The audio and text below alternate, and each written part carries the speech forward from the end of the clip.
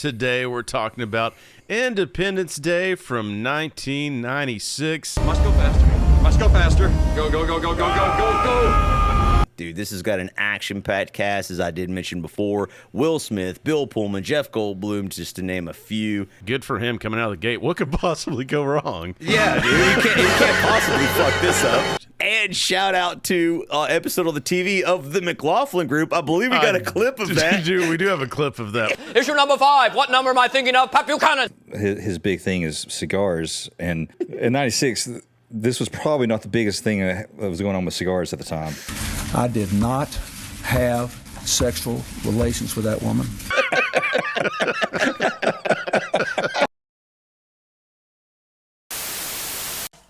Four, 3, 2, 1.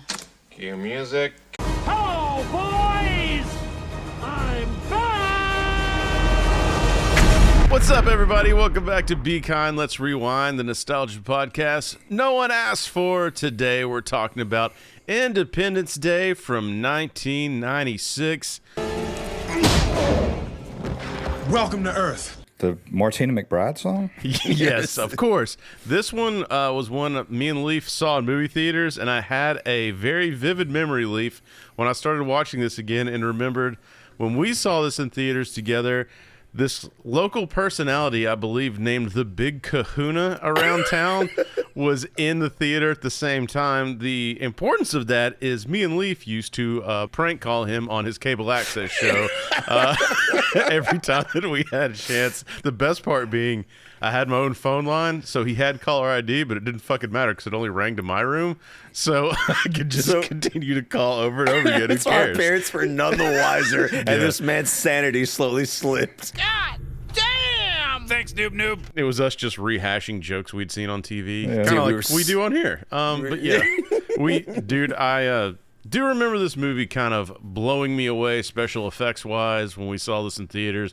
It was a monster deal, as we'll get into all the movie gross. Leaf, what do you remember about this one? Dude, I remember I seen it, like, obviously we watched it working at the theater during this time, but I came back and saw it again. This is one of the rare times. I typically don't watch movies more than once. Like, once I've had the experience, this is in theaters, correct, correct. Like, but this is one that I actually came back, ended up watching again. None but love for you. None but love for you. Dude, it was that good. It was the special effects. It had a all-star cast at that time, obviously. You know, some of the major stars for that time, dude. And it was just, like you said, special effects. It was just a feast for the eyes, man. Dude, and for the ears, too. We had good sound in the theaters at that time. Shadwick, I'm sure you just were ready to nut over the special effects when you were younger. Yeah, I'm sure I saw this opening weekend. You know, I'm always there for any type of like alien type movie. Oh yeah, for sure. I'm actually not a huge fan of like threats of end of the world type movies. Though. Really? Okay. Yeah. Really? The disaster films? Yeah. Which, if you look at this director, man, his resume is just full of it. I saw that, man. Like when I started going down the IMDb trail, I was like, God damn! Like you kind of had a theme involved. Yeah. What's his name? We're sorry. Emmerich? Is that what you're talking about? Yeah. But Just cue the booze of the week, for God's sakes. I'm ready to get drunk. Dude, look, man, we've got a booze watch. Thank God for this one. They didn't hide it like they have been in some of these other movies. Yes. And we've got ourselves, our good friend, Jeff Goldblum, just was out there drinking some Bushmills Irish whiskey when the world was ending. So, dude, I've got some in my Be Kind, Let's Rewind mug. And That's coffee. Right. Shadwick's got it right there. Leaf's got his right there. On ice, baby. Dude. Bushmills Irish whiskey sponsor our podcast. Dude, we're all drinking it. This is what you want to. Hey, you that's don't want a to sharp looking mug you got there, Shadwick. By the way, you can get these at our shop. Link in the description. Be Kind, Let's Rewind. The all black though is dope. I'm just saying. I'm not dying sober at the end of the world. That's all. Dude, that's what I'm saying. The most accurate movie I saw in that is Wolf of Wall Street, when he's like, "I will not die sober." Like that's 100% where I'm at, man. Also, new month, new rewinder of the month. This is gonna be a fun one, man. Our rewinder of the month this month, our friend Brandon Lee. No, not that Brandon Lee, but yes, a Brandon Lee. Nice. We're getting Crow references all this month. Can't rain all the time. Dude, he said it's his favorite movie. Is it really? Yeah, that's what he said. It's one of That's such a good film, it's man. top 10 for me too. So, dude from South Dakota, man, that's where he ended up for his work right now. So, man, he's sent us a couple emails, a couple messages. Cool ass dude. Got some more stories. Shout out to our South Dakota listeners, man. Yeah, man. Hey, Brandon, who the fuck gets married on Halloween anyway? He'll appreciate that, man. So, dude, swag should be en route soon. If you too would like to be a rewinder of the month, be sure to hit us up on socials. We're on everything. Like I said, you can comment on Spotify.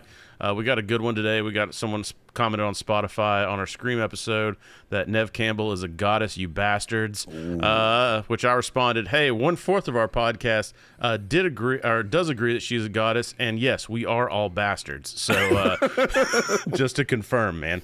So again, just hit us up on there, man. Engage, and you too can be Rewinder of the Month. Dude, I'm ready to get into this Bushmills and this Be Kind Let's Rewind black coffee mug. So Leaf, why don't you go ahead and kick us off? Hey, I just want to give a quick disclaimer. There is a goddamn gnat flying around in here, so if you see me like tripping over here like Smokey and Devo's pigeon cage, that's what it is. It turns out it's not the PCP. He promises. No, I've built up a tolerance to that. Yeah. But gnats is where I draw the line. Yeah. I'm adding flying elves, AI elves to your Throughout screen. his cut, you just see him like looking around. Yeah. That's why I've been like, fuck Hector. Go ahead and kick us off with some boring ass facts. Absolutely, Chris. For those of you who are uninitiated, Independence Day is a 1996 American science fiction action film directed by Roland Emmerich, written by Roland Emmerich, and the film's producer, Dean Devlin. Dude, this has got an action-packed cast, as I did mention before. Will Smith, Bill Pullman, Jeff Goldblum, just to name a few, and the list goes on from there. And, dude, out of the gate, if you could have hit everybody on their rise at the same time, this dude did it. Yes. They had cast Will Smith, kind of weren't feeling it. This is kind of a risk, because remember, he's just kind of a sitcom guy. He's a TV guy. Well, he had done Bad Boys, right? It hadn't released yet. So, really? Okay. Yes. So they had already cast him, but they hadn't started shooting. Then Bad Boys hit and blew the fuck up, and they were like, oh, dude, we got a winner now. So we're locked in. Yeah. And this is before Wild Wild West. Wild Wild West. This is before he took Selma Hayek to go play Slip and Slide. But yes, dude, this was, again, hit him on the way. Bill Pullman, freaking one of the all-time probably movie speeches. Just his delivery. He's a great actor. And Goldblum, this was like a resurgence for him. I know we had him in Jurassic Park in '93, but he had been kind of quiet since The Fly, I guess. I mean, I guess before. I know he'd been in stuff, but that's really what people remember as The Fly, Jurassic Park, Dude, this and on. I gotta say, The Fly is something that I never went back and watched again because I was so traumatized by that, man. Because I saw it way too young, just like same here, just like I did with RoboCop and half a dozen other movies. But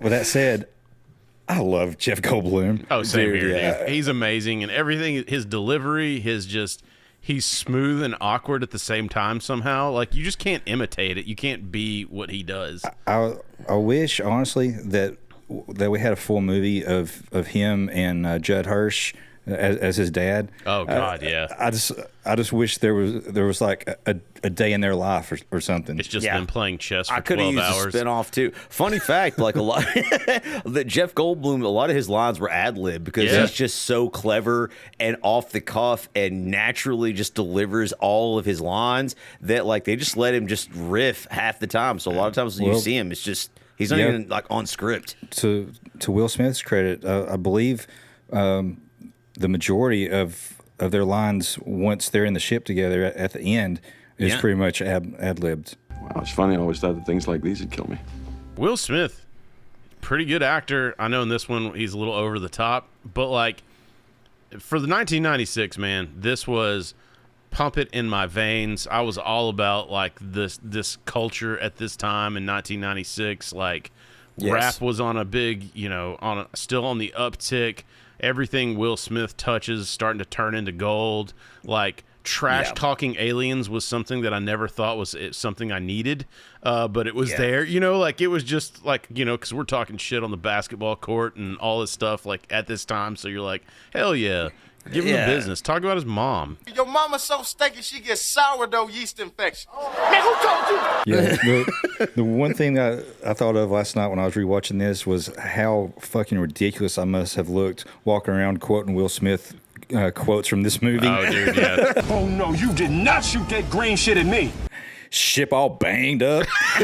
One of the last things that I will throw in before we actually jump into it is after kind of looking back at this and all the movies we covered, I was like, you know what? Like, this is really just a mix of, like, Close Encounters of the Third Kind, Top Gun, and War of the Worlds. Like, somebody just took all of those, mixed them up in a pot. Mashed them together, dude. Yeah. And it was a massive hit. The budget was $75 million, but it pulled in a paltry sum of $817.4 million worldwide at the box office alone. Yeah, man. That doesn't even include. I think it dethroned or came close to dethroning Jurassic Park. Yeah, the top it still ran second behind Jurassic Park. Yeah, so that's just crazy, man. Just, I mean, again, your Will Smith, Bad Boys does good, and then you hit this one for $800 million. I know it's like a big cast, but, he's really the focal point. And he is. Dude, good for him coming out of the gate. What could possibly go wrong? Yeah, dude. You can't possibly fuck this up.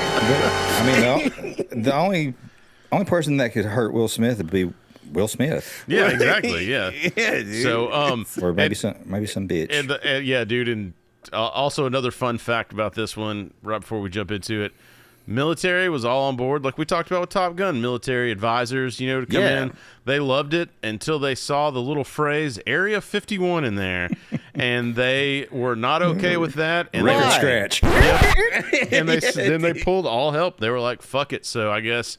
Luckily, I think there aren't actual real planes in this. I think these are all models. Yeah. Which is impressive as fuck to get the visuals that you got off of this. It's so good, dude. We'll get into this. This one was, I think, this was the last one, right? Like it had the highest models, I think, used in a movie, and then technology changed. And so this was I didn't really ever view it like that, but dude, this was kind George of a dying. Lucas. Yeah, this was a dying era right here. This was the last hurrah for practical effects. In that regard. When did episode 1 come out? 99. 99. Yeah, 99 or 2000. And then so it was like, it was in the early. Fucked after that. Misa called Jaja Binks.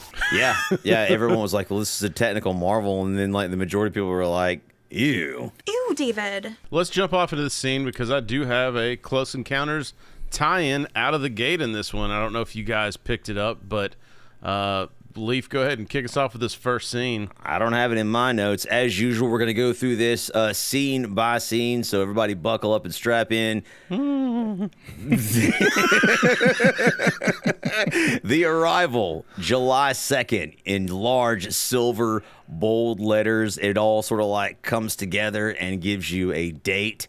Right. So, again, this is Independence Day. So it's clearly already we know we're counting up to the 4th of July. But on July the 2nd, we see the moon, and specifically the American moon landing site. We get a couple of audio clips of, Buzz Aldrin and some of the others like talking. And you just see this big shadow like start to like hover and just cover over the moon. And dude, this movie has zero fat on it. Immediately, like you see the alien shit. Yeah, dude, and it's like, and it's it cuts straight to the chase. Like you don't, like you said, not a lot of fat, but it is 2 hours and 30 minutes. It's a longer movie. Yeah. Yes, but yes. I swear to God. So, like, I noticed it in Close Encounters just because when we're editing and we're taking pieces of the movie out, there's a flash cut that they used in Close Encounters a lot. They use this flash cut here, and I swear to God, there's the first 3 notes of that song from Close Encounters in the very beginning. We'll put it in here. You guys make the call, but I'm pretty sure it is.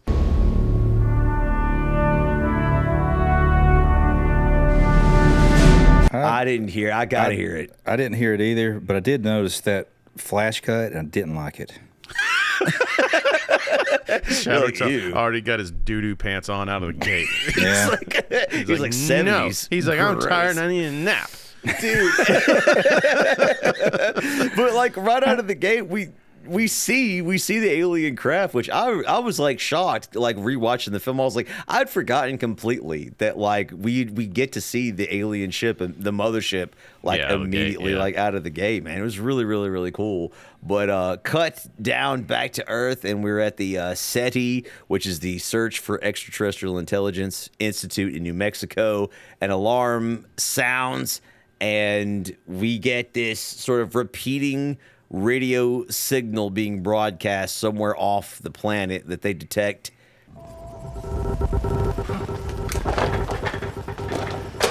That is coming from somewhere around the moon.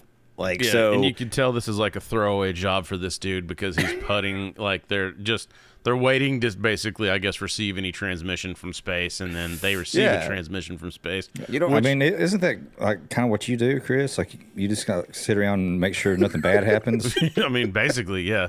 They call it preventative maintenance, but we know what it really is. And I've never had any aliens contact me, not yet. You know, Hopefully we still soon, got a few dude. more years, but I had a few make deliveries there, but yeah. But so he picks up the phone after seeing this, and he gives a call to Anderson from Mr. Deeds. Oh, here am I sitting in a tin can. exactly. I noticed that right off. Yeah. He tried to make a Frosty at home. It just wasn't the same. So this dude's done so much shit in movies, and he's just Anderson from Mr. Deeds to me because I'm a terrible person. But I mean, he's got the same like facial hair and he like does. everything. Like, Yeah.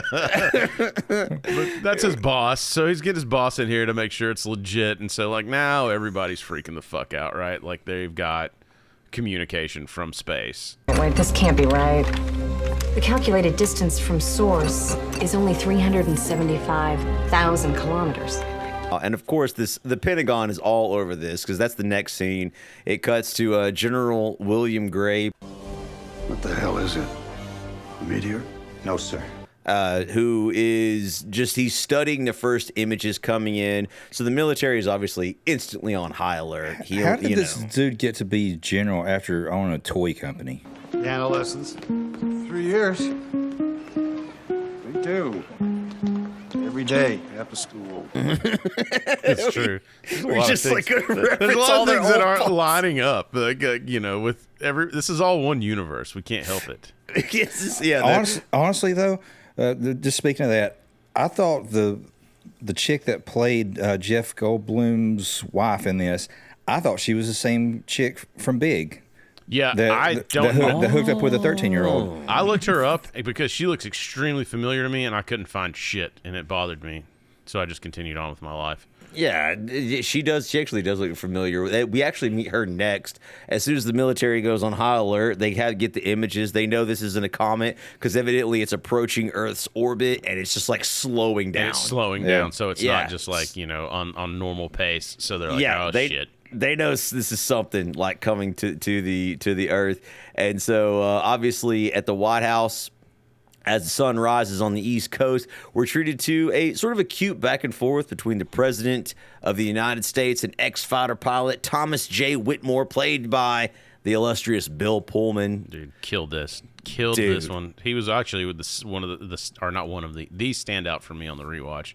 Bro, are we going to talk about like his? Not me. Really? Not you? Well, no, yours was Vivica Fox. But would yes. you rather?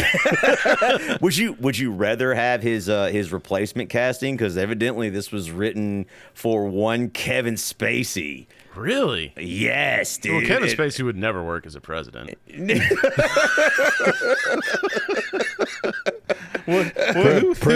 President of NAMBLA. Yeah, who would think that would work? Also, dude, do you know who his daughter is?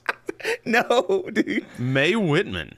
Like the one that does the voiceover work for April in that Ninja Turtle reboot in 2012. The girl that was in Scott Pilgrim versus the World, that was her girlfriend. That's her as a kid. Way. I knew her like face, from when she was older, but I forgot to go and look it up. Yeah, that's her. I was like, holy shit, way, that's her. Man. So she's been in Hollywood a long time. Was she the one that like she gets touched behind the knee? Yeah. That's Yeah, right. and busts. Yeah, we all seen it. We all seen it. Because next time, I'll be deadly serious next time. What? Never mind. And so we get this like really.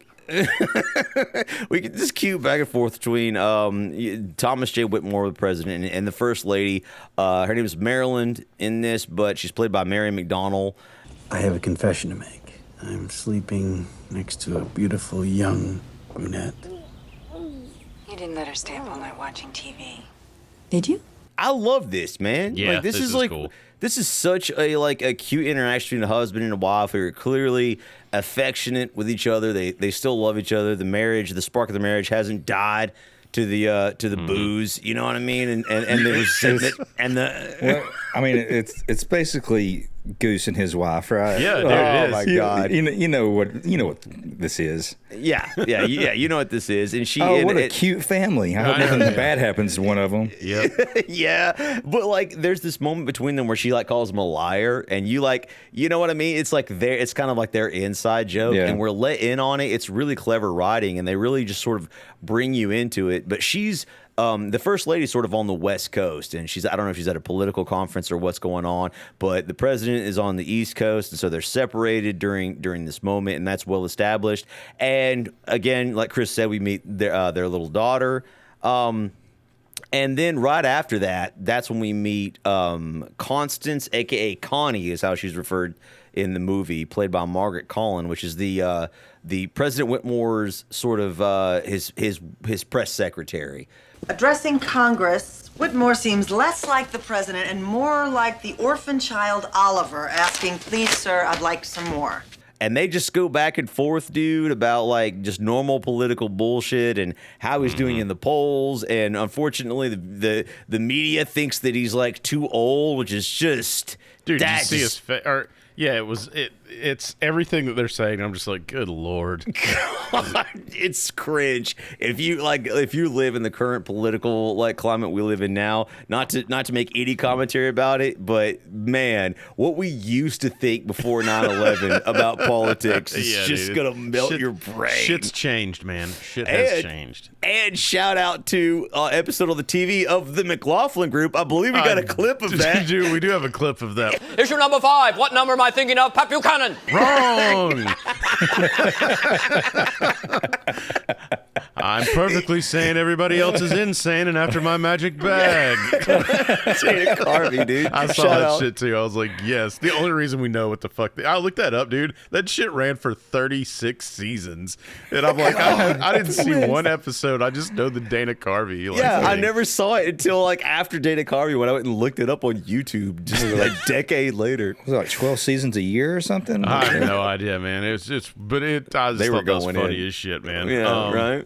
And so up next, we got just like a montage of scenes because what this movie does is they just rapid fire introduce you to characters, right? And like that's what I mean by this movie has like no fat. Like you see the alien ship, you already know what's coming in. You saw the previews to the film, you know what you're in for. This is an alien invasion movie, right? And then just we're here watching the film, and there's just rapid fire characters.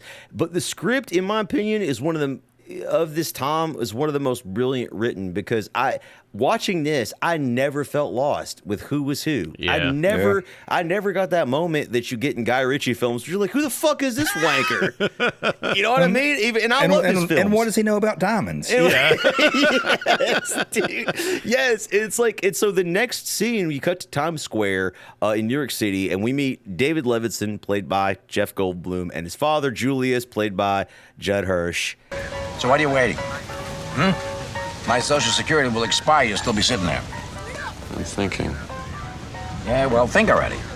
Playing the most Jewish chess game of all time. And this is the perfect casting of father and son in this. They're dynamic, back and forth. Shattuck's right. They should have given us this side movie. Dude, I would have watched it. It would have. I mean, I don't even remember the sequel to this movie. Do you guys remember it at all? Oh, it didn't come out till years and years and years. Actually, probably like 2016, I think, is when it came out. So it was like. But 10 I don't years even ago. know. I mean, I didn't watch it. I don't think I watched it. Yeah, because why?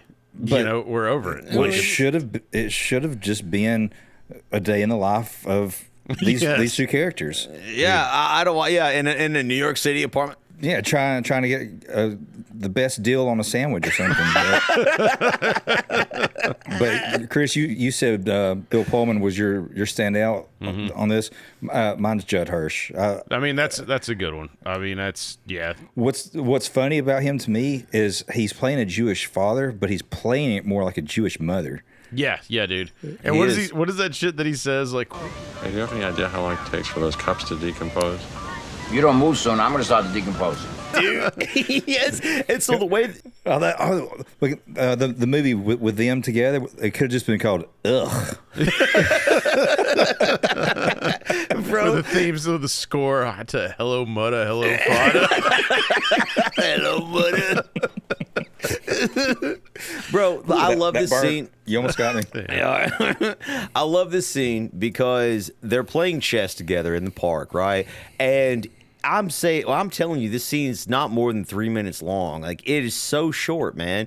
But you learn everything about these two characters. Like, David Levinson's character, Jeff Goldblum, is obviously super intelligent. Like, his father criticizes him for taking too much time on his move, right? Yeah. And but he's calm. He's calculated. We learn he's an environmentalist.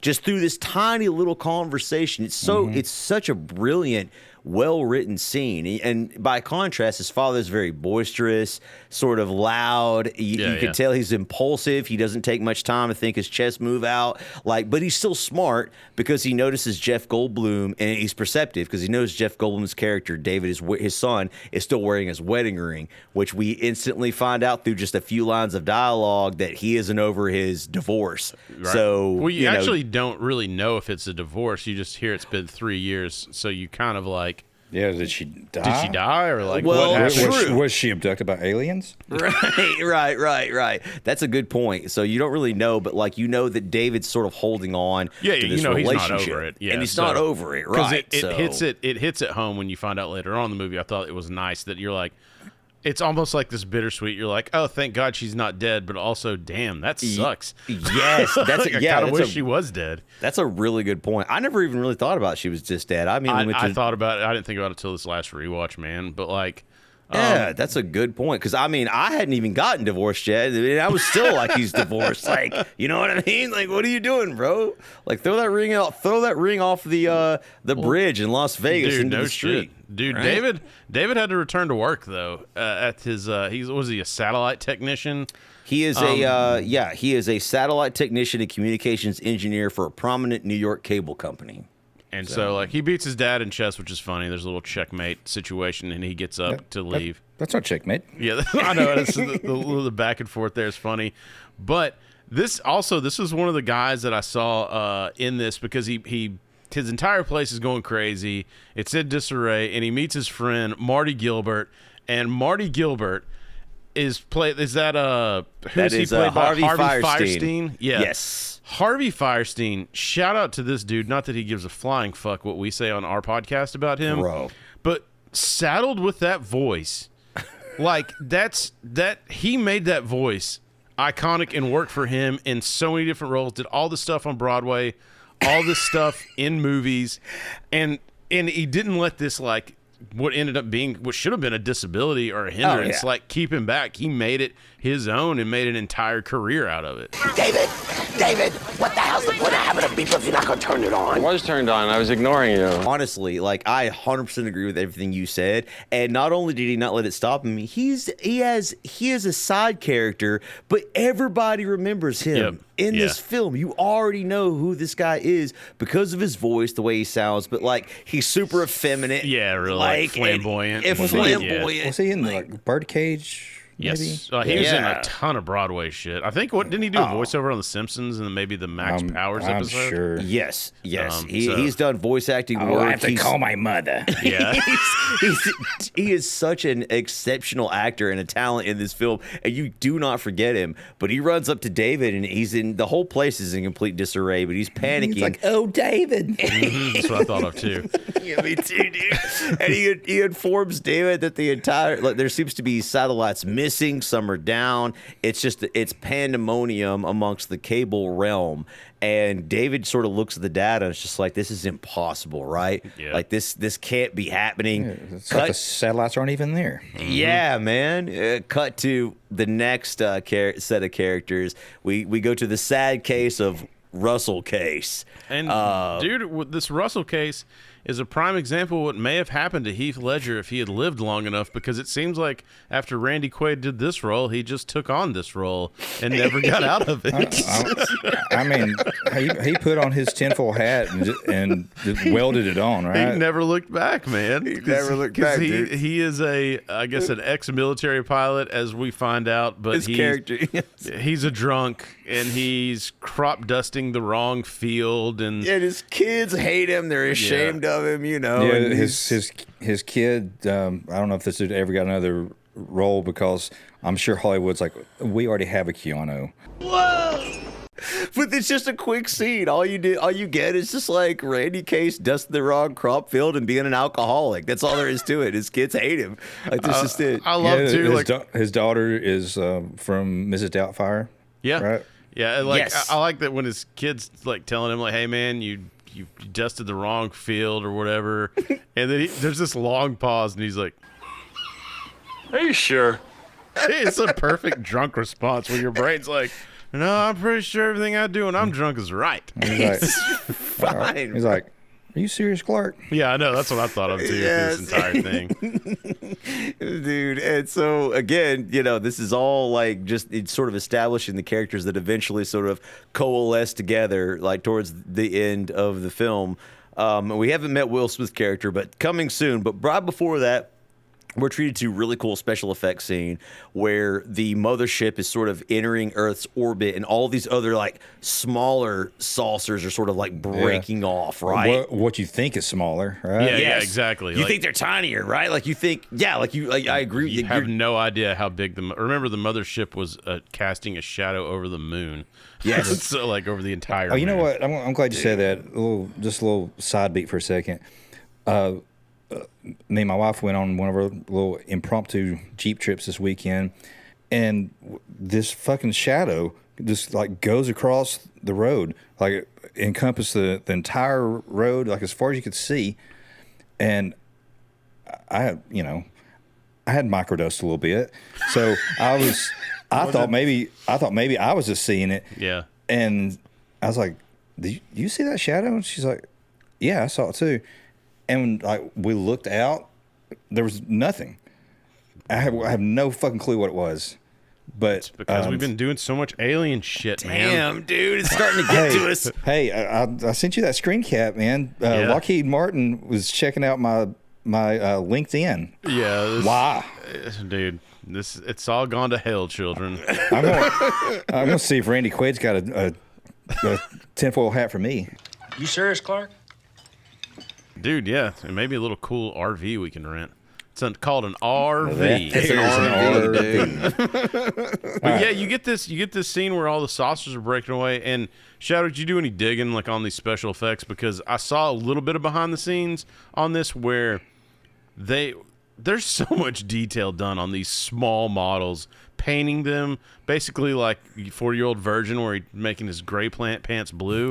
Like it's like that level of detail where they're just like, and I guess that they just have these things where they fly them certain camera angles where they could remove whatever they're hanging by. It's just crazy to me, especially with our knowledge now with like AI and all that shit, that this is practical. It looks so good, man. Yeah. You do see, like Leaf said, these coming in, you're like, oh, these small ships are coming in, and then you find out, I believe, what does it say? They're 15 miles wide or some shit like that. Yeah, like they're massive, which you're about to discover, right? So like as they break off, they start heading towards Earth's like atmosphere, and they slowly sort of enter. The president, finding out all this information that this is happening, elevates the alert level to the DEFCON 3 and starts to move the White House staff and the Joint Chiefs to secure location because he's starting to get a little nervous now. Like, yeah, now this is just protocol. This will never be used in the history of 2001. Whoops. 5 years later. So however, he refuses to vacate the White House, assuming that, I mean, back then you wanted your president to be strong. Yeah. You wanted people to like, you know what I mean? Like he didn't want to induce panics. If the president flees, then, you know, a lot of it could cause panic in the public. So he decides to stay in the White House, and his top general that we saw met at the beginning of the film, General William Gray, stays with him. And they just kind of like hunker down like in the White House. And we start to just get this montage of scenes flashing back to the characters we just met, finding out what's happening to them like as these alien ships are entering the atmosphere. And it's a super cool effect because like as they're coming in, you don't really see the alien craft. Like we've already seen it and we've already seen them, but the cast in the film hasn't. And as they're coming into the atmosphere, it's like they're covered in this cloud and flame. Like it's just biblical almost. Oh, dude, it's yeah, really cool. And man. everybody, of course, like it's casting these shadows, and there's these great shots of people, and you're they're seeing that all it's like watching happening at multiple places. It's not just one place. So you're like, oh shit, like right. The film specifically focuses on the United States, obviously, because we're the center of the universe. But like, that's happening all over the world, right? So in a diner, we're not the center. We're just the best. Yeah, right. We can't help it. We can't help it being the best. But in a diner, Russell Case is harassed by town locals who mock his abduction story. Dude, this is good writing though, right? Like without having him sit down and tell his story to his son for the 400th time. Yeah, they use some nuance, and you pick up these guys are making fun of him because he's been abducted, and he's obviously still drunk or hungover. I believe he's right in that middle. We find out he was like a Vietnam pilot too. Right. Like he was so like he has this military trauma. He has evidently he believes he was abducted by aliens, and like now we're seeing the aliens. So to the audience, it's like, wait a minute, this guy might be telling he's probably telling the truth, maybe, but like they're making fun of him. Russ, when they took you up in their spaceship, did they do any sexual things to you? Recall, you recollect. Fucking assholes. Yeah, dude. The aliens. No, I mean the aliens were fucking assholes. Yeah, I know they were. Exactly, dude. And so like it's just an overall like character arc for this character. But we also cut back to David. We mentioned before he would return to work from this cable company, and immediately like he starts to go over this signal that's interrupting the cable network that he's working at, because he's a satellite communications engineer technician, and he starts to realize that there is a signal coming, obviously, that we already learned from the previous scenes, and he discovers that it's reducing, like the single broadcast, and it gets shorter and shorter and shorter, and he basically discovers that it's a countdown. He decodes it, and so here's what I saw or that I read, that I guess people in the film maybe went back afterwards, and maybe this was just their Hail Mary to explain all this, but they actually had a deleted scene in here. The deleted scene suggested, one, the alien stuff is like ones and zeros code. So if you know code, you know that. Cool. But there's a deleted scene where they suggested we had reverse engineered computers from theirs. Oh. So everything we know about computers is from, and I was like, that's pretty fucking smart. So binary was derived from that? Exactly. And so that way it makes it make more sense later on in the movie when we get to like what we get to. Why did they cut that out? Because it was already 2.5 hours long. They're like, you know what? We need more explosions. Explosions! I have no idea what the fuck explosions are, Bane. But we do have explosives. Michael Bay's like, yes. Michael Bay's like, I'm gonna bust. I'm gonna bust. Oh, fuck yeah. Yeah, dude. So, disturbed by what he found and realizing this is a countdown and that the aliens are invading, he starts to get a little nervous, and so he calls his ex-wife, who is not dead, actually, as you quickly find out. Yeah, she's just dead inside. Well, yeah, I was going to say there's, Will Smith, his big thing is cigars, and in '96, this was probably not the biggest thing that was going on with cigars at the time. I did not have sexual relations with that woman, Miss Lewinsky.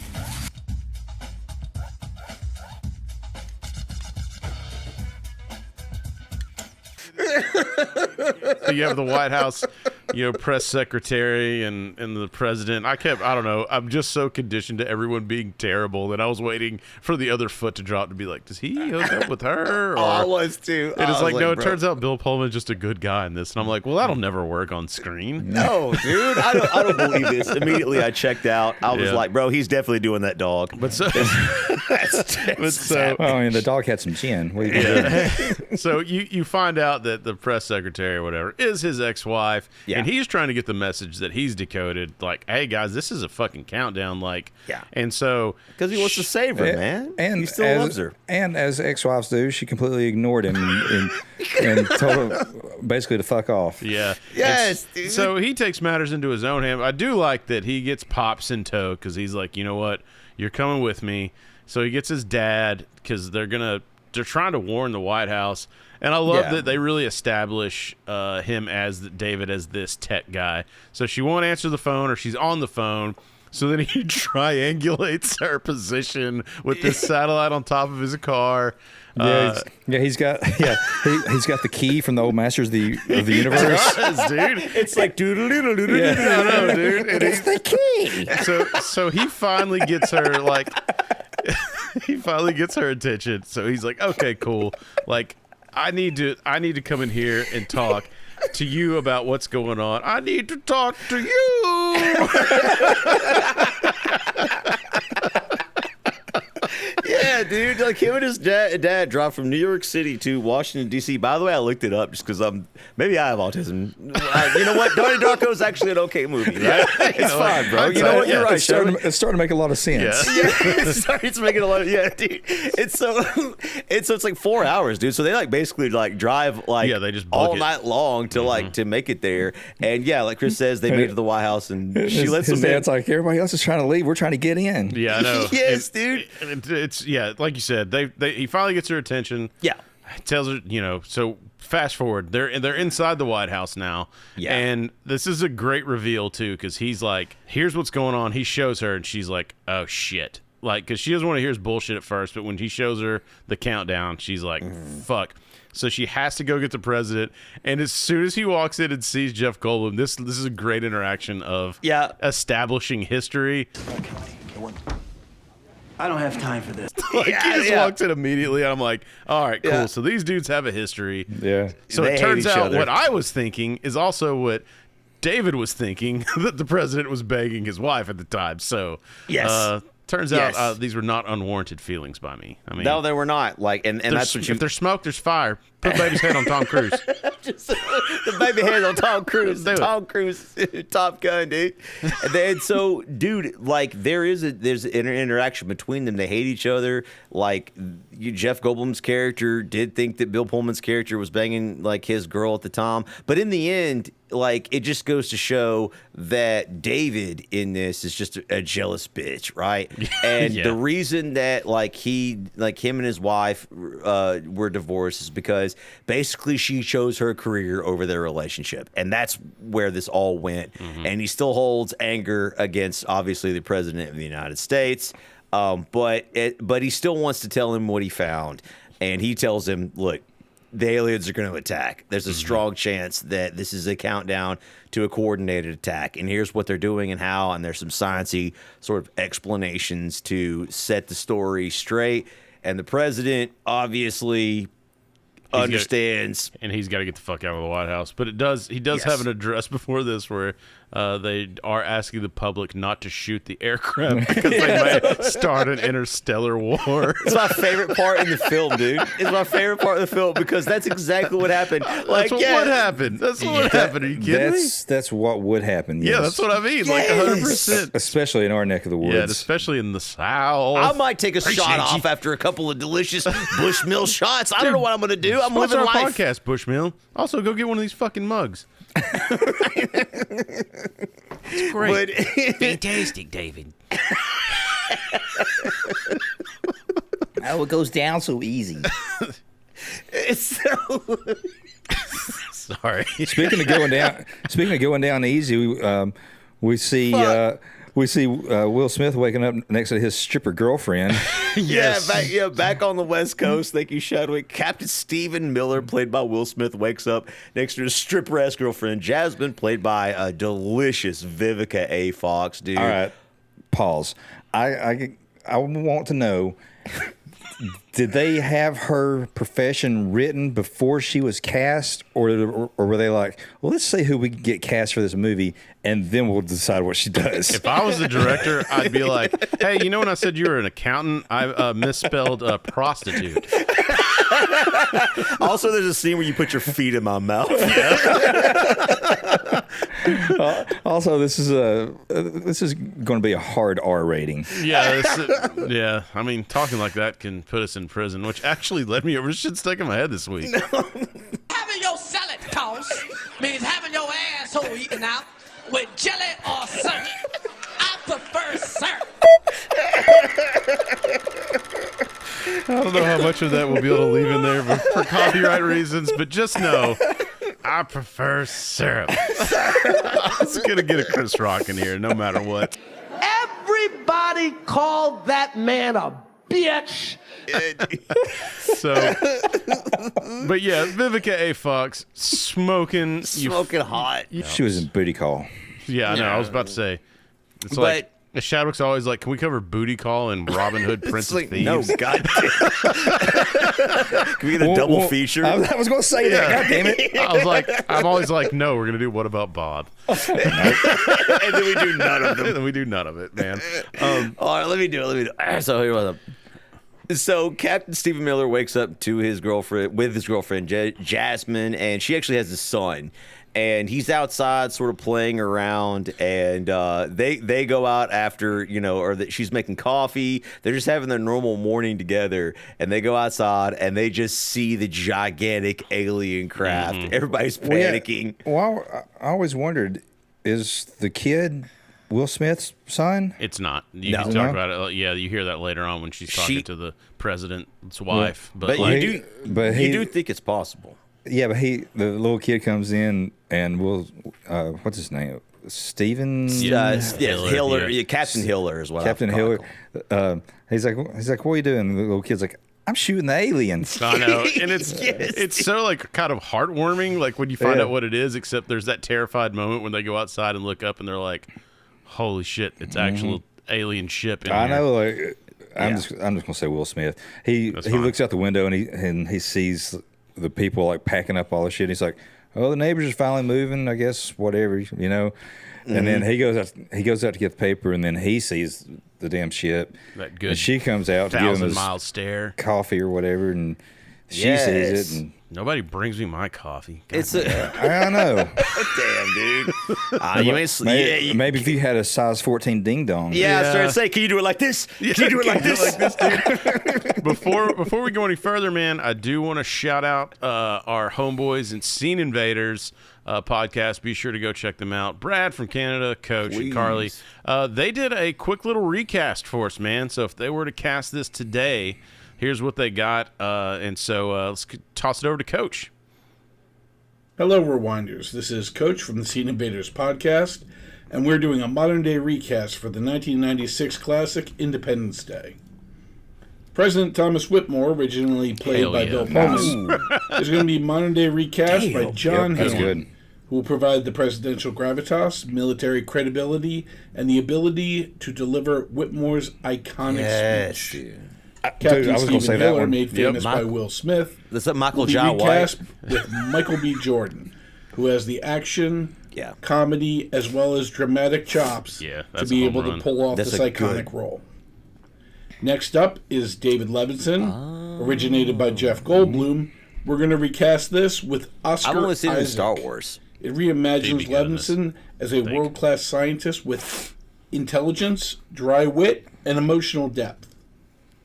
Next up is Jasmine Dubrow, originated by Vivica Fox. We're going to recast her with Keke Palmer, whose energy as well as comedic timing will elevate this character to new heights in our remake. Dude. Next up is Russell Case, played by Randy Quaid. We're going to recast home run, him right? with- Yes, dude. Who Oh better my than the God. son of a serial killer to bring the energy and chaos needed for this pivotal role.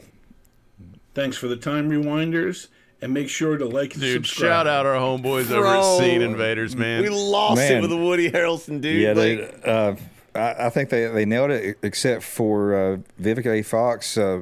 Just going by every commercial that I see now, she should be recast as a white girl. I'm going with Sydney Sweeney. Chadwick's like, who do I want to see in the strip club more? Sydney Sweeney. Let's do that. Let's unlock those warlocks for Chadwick. She's got to have some makeup on, though. Yes.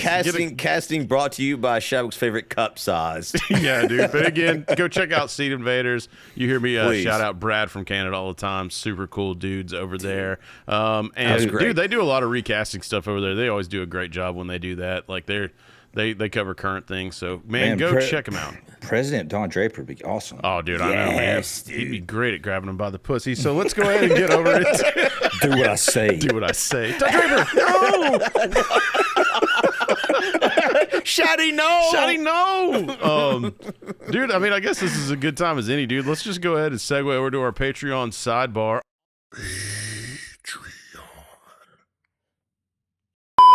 Let's not forget he was in Wild Wild West. West. Exactly, dude. The alien ships have arrived. They begin to settle over every major city across the land in the United States and all over the world. And so the military is calling in and calling up all of its soldiers, pilots, and everybody that can make it. And Captain Hiller is ordered to report to El Toro Marine Base to be ready for a possible conflict if and when it is needed. At the military base, we meet Captain Hiller's best friend. It looks like Captain Good. Jimmy Wilder, played by Harry Connick Jr. Goose? Yeah, no, they were like, hey, just be Goose, or I don't know, have you seen that Scream movie? Just be Matthew Lillard. Stop comparing everybody to Matthew Lillard. Stop trying to make fetch happen. It's not going to happen. Yeah, it's gonna be a thing. But dude, this is 100% Goose and Maverick, and out of the gate too. Like, I mean, you don't know where this movie's going, so you're like, oh shit, like Harry Connick Jr., this is going to be a big plot point in this movie. This is going to be a big deal. Why didn't he sing Great Balls of Fire? I mean, come on. But he does he's so charismatic and over the top. He's so good, man. And this is another like a standout actor who's not in the film very much, but you instantly love him, man. Yeah. Like, he does such a good job, man. And so this is where we learn also a little bit more about Captain Hiller, Will Smith's character. We realize he's trying to he wants to be an astronaut, man. George, your mother's an astronaut. Man, he's not being a fighter pilot's not good enough. He always transitions to something bigger. These guys are just have a death wish, evidently. I know, dude. Right? This is just the character, I think. And so he wants to go to he wants to join NASA and be an astronaut. And his friend, you're never going to fly the space shuttle if you're married to a stripper. Yeah, I know. That's, dude, I'll tell you right now, my mother's too drunk to be an astronaut.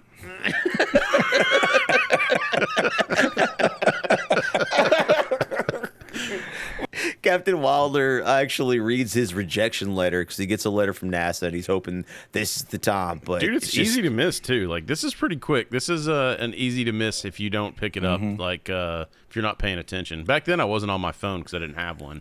Well, it's overshadowed by Harry Connick Jr. getting down on one knee and presenting the ring. And that one guy walks by in the background, that funny like comedy moment. Like, yeah, I'm just happy for them. Yeah, yeah, sure you are, Liberace. Yeah.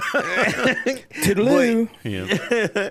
But again, like Chadwick mentioned, like, dude, like Harry Connick's character is like, dude, your wife's a stripper, man. You're trying to become an astronaut. It's not gonna happen. But nobody gives a shit. In the next scene, we get to see Vivica Fox and basically almost nothing, as close as naked as we're getting in this film, and she is just throwing it back, and it's amazing, dude. I mean, I guess if there's a threat that the world's going to end, everybody's going to flock to the strip club. She's an essential worker. Yeah, I mean, it's like COVID, you know? Like, they were like, these are essential workers. And so then when the threat's over, they'll make sure not to pay them anymore and keep them in their place. In fact, the place is going to go out of business. Yes. She's like, oh, wow, nobody grabbed my titty for free. Dude. Yeah, but this scene, though, is one of those where you hear her say that she came in to pick up a check and then she gets talked into doing, working that night. Tony Garage, you're up. Oh, look at that.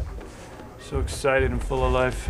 That'll fade. Yeah. But, Man, she looks so freaking good. But earlier in the conversation between Captain Hiller, Will Smith's character, and her, she's really worried about him going to the military base with the aliens and all the stuff that's going on.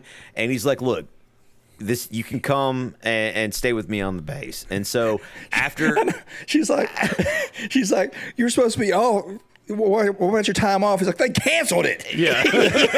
He's like, goddamn alien invasion. He's a soldier, dude. Yes, man.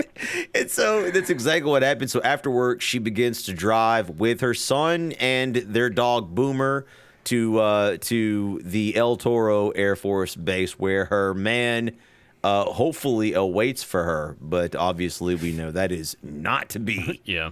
Right? And so the pressure is increasing. Everybody's starting to realize that aliens obviously are real. They see these gigantic spaceships hovering over every major city. And the special effects, again, shout out, we're going to mention 1,000 times.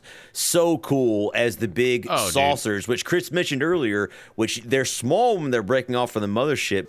The aliens in the mothership. But they're like New York City wild. Yeah. And so like they do a good job too of capturing in a short amount of time, like the conversation at the strip club where she goes, her friend is like, I'm going to this party to welcome the aliens. So there's all these people that are like, some people are hiding and getting the fuck out of Dodge, and some people are like, hell yeah, they're going to be my new best friend.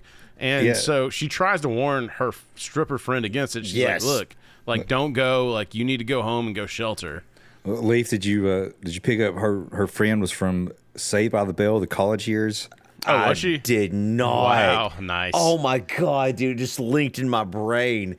I cannot believe that's the scene. What else has she been in besides that? Yes, dude. That's probably it. That's probably it. Well, I mean, she died here, so that was it. That was it. Oh yeah, she got killed by the aliens. You're right. Turns out this was a snuff film. R.I.P. I'll never forget you. So yeah. So anyway, so she's gonna start driving with her son and dog to meet Hillary. Yeah. Back at that White House, the president's being pressured to do something. Right. So he orders a helicopter to initiate first contact that he's calling Operation Welcome Wagon, which always made me laugh. I don't know why. And this helicopter takes off in Washington, D.C., and it is like flashing lights, like all the Close Encounters, like trying to communicate with the aliens. Funny note, that actually happened in real life. When they filmed this was in California, and a ton of people called in and with the lights flashing with an actual UFO report. That's like funny. these lights were flashing and going crazy. So a lot of people just were like the freaking old out.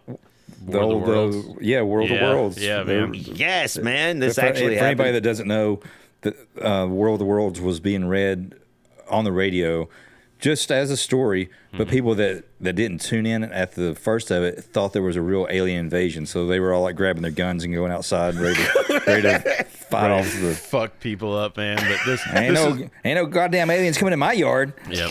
And this is like where we had the scene I was talking about earlier, where the president and David meet, and you find out all the history or whatever. But this is the presidents have already sent this helicopter en route when he finds out, hey, there's a countdown. Yeah. And so he's like, shit. We got to get this helicopter back, but guess what? Too late. Too late. The aliens answer not like they did in Close Encounters of the Third Kind. Shout out to our episode on that. But instead, they answer with violence and blow them up immediately. And so Dude, it's on. Like, it's the president basically orders every city evacuated. We can look and see the countdown on Jeff Goldblum's little laptop, high-tech laptop. He knows that they've got, like... It looks just like Predator's armband. It does, man. Yes, dude. Probably the same technology. It's the same tech, dude. And so everybody's trying to flee, right? So the president and is hurried and scuttled into a helicopter where he can be evacuated. The first lady, who we recall is out west in the West Coast, like, he told her, like, look, you gotta. He calls her, the president's like, you gotta get out of there. Like, this is not good. You know, I don't want to be safe than sorry. And you see her boarding a helicopter as well, right, at the same exact time. And so this is the sort of really intense scene where it's a race against time. You see all these people gathering, welcoming the aliens. You see some people, like, out in the desert, you know, and just, like, kind of... Really well cut together, too. It's like, just building to this man. tension moment where... you don't exactly understand what happens. You see it keeps cutting between the countdown. Like, there's Does it show anything outside of the United States, or just fuck them? Not yet. Not yet. This is basically all the United States. And so as the alien ships settle over the major cities, they're and as the countdown starts to roll down to zero, you start to see the bottom of the alien ships, like, open up, right? Dude. And it's just like the perfect scene of the people that are like, welcome to the aliens. They're like, yes, it's so beautiful. I know that camera angles are, like, shooting down on them. They're all looking up. It's this green, eerie color that, like, it's pretty and beautiful, but obviously everybody in the audience is, like, white knuckled because we know what's about to happen. It's like they're not here for friendliness. Time's up. Doom. And Boom. it just blows up every building. Yeah, the countdown reaches zero and everything just goes to hell, children. Mm-hmm. The cities. And to your earlier point, like, all these were models. Like, they made I think it was a 4-foot tall model of the White House. It's a 1/12 scale is what they said. It's pretty big, like, when I saw it compared to what I thought it was. That's what she said. Like, they shot it outside when they did everything, but yeah, it was a 1/12 model. And seeing these dudes put that together and the detail and shit they did, like, dude, kudos. Dude, this is cinema history right here, man. Like, if I'm one of those guys that, like, made one of those models, I'm like, man, this thing looks great. Like, I've really put a lot of work into this. What are you guys going to do? You're just shooting some establishing shots with it? Or what do you... What? You have to go. Done. Yeah. They literally make you watch. They handcuff you to a chair. Yeah, they handcuff you to a chair, and they got Billy Madison, and he's like, and we's going to set it on fire. But also, like, at the end, after they unball gag you got to admit, like, this was cinema history now. Like, there's no one that doesn't recognize what movie the White House getting blown up. Like, and they shot it like high-speed film or high-speed cameras, low-speed cameras. There was like 30-something different camera angles on this. They invited press to this too. So they did it at night, so people, I guess, could, you know, kind of hype up the movie or whatever. But like you said, it's iconic. Was in Austin Powers too, I think. Right. On top of everything, like when Dr. Evil was, like, threatening to blow up the White House. But, like, it's an iconic scene, and every single time you see it, you know, freaking Independence Day, dude. Yeah, it just stuck out, and I guess in the hearts and the minds of Americans, right? This is, again, before 9/11. The idea that we would be attacked is unthinkable, even by aliens. So it was such a crazy and intricate and well shot scene. And also second place goes to the Hall of Congress getting blown up, because it's a beautiful scene too, because as the aliens fire their main beam weapon down, like, people are instantly incinerated, obliterated, and just this firewall spreads out from the impact zone, and you see the Hall of Congress buildings. It looks like, I mean, it's tantamount to Terminator 2. Shout out to that episode.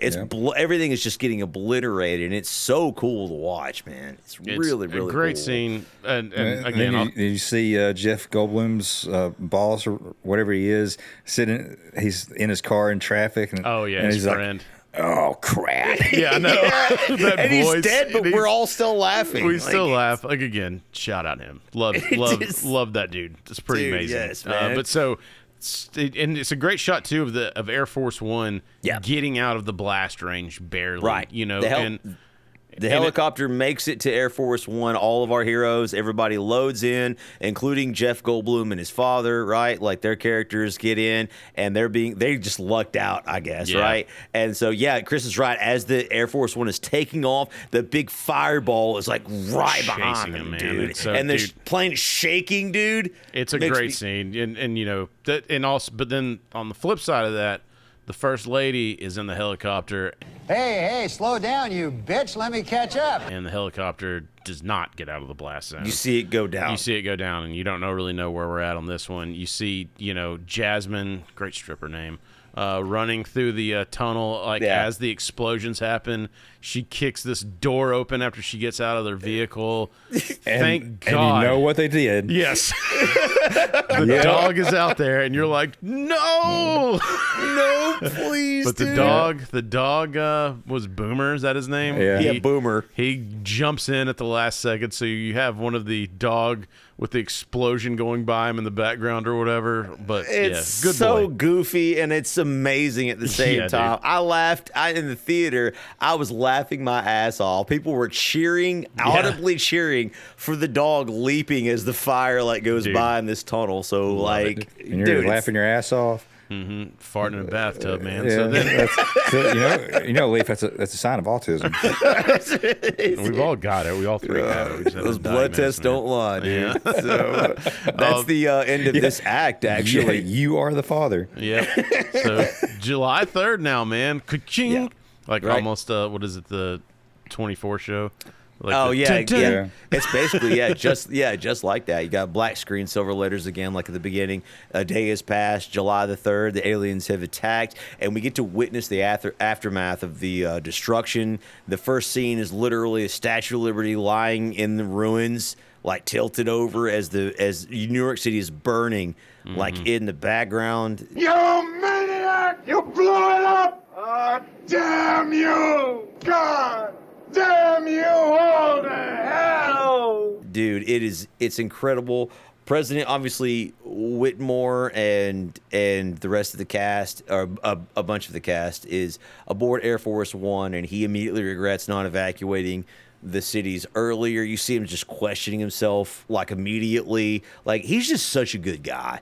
There's just no, irredeemable parts to Bill Pullman's character in this, but mostly he's worried that his wife didn't make it. The word comes in she never made it to the rendezvous point, her helicopter, and they've lost all communication with, basically everyone, right? All the cities are obliterated. Yep. We get cut to a scene where Jasmine and her son Boomer emerge. Jasmine, her son, and the dog Boomer. her son's not named Boomer. Yeah, we don't know the son's name. We don't know his name. Yeah, they emerged from the maintenance tunnel. They escaped the blast in L.A., and they're fine. Although L.A. is completely destroyed. Just kidding. She was teleported to 2026, and it's the same. It just looks the same. It looks the same. Yeah. Yeah. Too bad they didn't park one of these ships over Detroit. There it is. We had a streak of one episode of that Detroit joke. Right? That's all we can do. Well, I'm just thinking, just clean it up. With lasers. So anyway, she's back on track to try to. I guess she's helping people at this point. She starts to randomly pick up people. She finds a truck and starts to rescue the survivors, the injured, and bring whoever she can find. And again, this is a montage of scenes that are just all the characters and what happened, and all resetting. The destruction outside of L.A. We get our boy Russell Case. And all the other campers begin to evacuate. All the other gypsies are leaving town. All the carnies. All the pikeys. They're like dogs. Like dags. Yeah, dude. Yeah, she's partial periwinkle blue. And they're headed for Nellis Air Force Base, which they think is like the closest air. They don't know what's going on, clearly. Like, nobody knows. Like, they think maybe they can find some safety there. And left with all the obliteration and destruction, the United States has only one course. The president orders a counterattack. Dude, and he's got to get his best men on this job. Cue your Top Gun montage, because kick tires, light the fires, dude. And they have the need for speed. Yeah, that's exactly what it was. And they, they're high fiving. They jump in there. You've got Hiller. You got Wilder. I think Porkins is in there. Porkins is somewhere in there too. Yes, agree, dude. They're all in there. I saw Goose. He's back from the dead. He's back from the dead, ready to dive strapped in. Yeah. And this massive great balls of fire. This massive squadron of fighters head towards the alien ship, ready for some hot, delicious American justice for revenge. And dude, the battle just begins. The battle begins. Like, they start launching missiles at the alien ship. Dude, you find out they have like a shield around them. Dude, the first missile hits, and like any nerd is just like, oh, they have them. That was actually one of my favorite special effects on this. That shield, the way it absorbs and deflects, I like that too. It looks good. Because it lights up only that part, basically, that you hit, and then it fades back to where you can't see it. Yeah, right. Badass effect. And this fight scene, dude. Dude, it's so good. So they're flying. So the squadron's flying towards it, and then they realize there's a shield blocking their missiles. They try to pull up. One guy, I think it's Porkins, just doesn't pull up fast enough. He slams into the shield. His plane explodes, dude. Poor Porkins. Dude, I'm so sad, but I can't Was it because of his eyes? It might have been his like wall eyes. Is that what it was called? Yeah, that's what it was. It was wall eyes from been Hot Shots. Yeah, it might have been insulin resistance. I just want to say that's a real problem. That's a real issue. But like as Porkins explodes, the alien ships come flying out. Damn, they got shields too. To like defend, and they're equipped with shields, and it is an absolute slaughter, dude. It's a dogfight. You see all the people that you like start to die. You're hoping like. I mean, you've seen the preview, so you know Hiller's going to win, at least get away at this point. But yeah, he's the main star. Wilder, a.k.a. Goose, you're like, well, I mean, surely he's going to be here to help us. And then they can't avoid him. Like, they're trying to outmaneuver him. Wilder tries some crazy shit. And then he ejects early and then hits the canopy and breaks his neck. It's and the Mentos commercial just starts playing. It's really fucked up. But like, shout out our Top Gun episode. But I mean, it basically turns into Will Smith's character is fucking Maverick, because Wilder does turn into Goose. He tries to do an evasive maneuver. He's got to take his mask off because he can't breathe in this thing, like on Spaceballs. And then he just gets this thing. Dude, he gets just fucking lit up, and so he's dead. And now it's just it's Hiller on his own, so he's like, fuck it, like, let's just start going through the mountains and see what this motherfucker can do before I die. Dude, and he's an incredible pilot. They're flying through the trough like Star Wars in the canyon. Yeah, I know it is. It's so cool, man. But he eventually does. Yeah, he actually, like, Captain Hiller actually manages to crash an alien ship at the cost of his own plane. He ejects, like, in a ravine, and the alien ship crashes, like, into the side and, like, flies up. It doesn't even get completely destroyed, but it's wrecked. And that's how he basically wins. Like, he manages to crash his own plane, confusing the enemy. And like, there's this scene where he's just running up towards the crashed alien craft after he lands really fucking hard, by the way. Yeah, he ate shit on that landing. Poor stunt guy. It looks so bad. I was like, his legs, I'm pretty sure it had a crack, but he runs up, dude, and you get that iconic scene where he opens up, like, the hatch, and he's super mad. His friend is dead. The alien sort of comes out, and he just hits him with, like, a right cross. Yeah, dude, a right cross. And then drops him with the welcome to Earth. Yeah, well, now let's just pause here for a second. Yeah. This is Ali. Yeah. So if someone's going to hit you with a cross to knock out an alien, it's going to be Ali. So, I mean, you know. He played Muhammad Ali. I played Pookie in New Jack City. It was good, despite the alien's exosuit, dude. I was with it, man. I liked the line. It's still hard. Yeah. It's just like, and dude, this is what Shadwick was talking about earlier, which we'll get to the inside alien part. But the person that designed the aliens designed two, and the director liked them both so much he was like, basically, let's use one as like an exoskeleton, I guess, or a vessel. Yes. I don't really know what you'd It's call like that. it's like an exoskeleton that's a suit. So it's like sort of an environmental thing, but also it's like protection. Part of them too. Like so, it's Yes, like looks like there's like organics in there and all kinda kinds like- of shit. It's kind of like the soldiers in Avatar. They had those like Yeah, exosuits. Yeah, that's what. So anyway, so he's knocking this alien out. He's gonna put him in his parachute and drag him. And I've seen this on several videos, but I'm gonna say it anyway. Yeah. When he's dragging the alien in the desert, and then you hear him do that, like, And what the hell is that smell? that was an ad lib line, because apparently where they're shooting, there was dead brine shrimp everywhere. And so as you're kicking the sand and stuff up, it smells really bad. So he's just screaming it, and the director liked it so much he just left it in there. So Bro, That's hilarious. I've never heard that before my entire life, dude. That is amazing. I was like on a couple of videos I saw for the research. But anyway, so he's going to drag this dead alien back, God knows where. But he's still mad because Goose is dead. So, Porkins is out, Goose is out. We don't name anyone correctly on this podcast. It's just all references to other movies. I hope you're in our tangled web. Go back and watch every episode. Yeah, that'll help you. Yes. And us, thank you. But it's too late. It's honestly too, like, the president tries to call back the squadron, but they end up losing the majority of all of their of everyone. And in retaliation, not only do they lose the battle, but the aliens attack and destroy NORAD, killing the vice president, the Joint Chiefs, and basically all the heads of state of the United States government. It's like, the aliens are a step ahead every single time we try to do something. They're just like one step ahead, and we're just losing, like, dramatically, right? But one way to not lose dramatically would be to go visit our Patreon. Be sure to check us out on Patreon.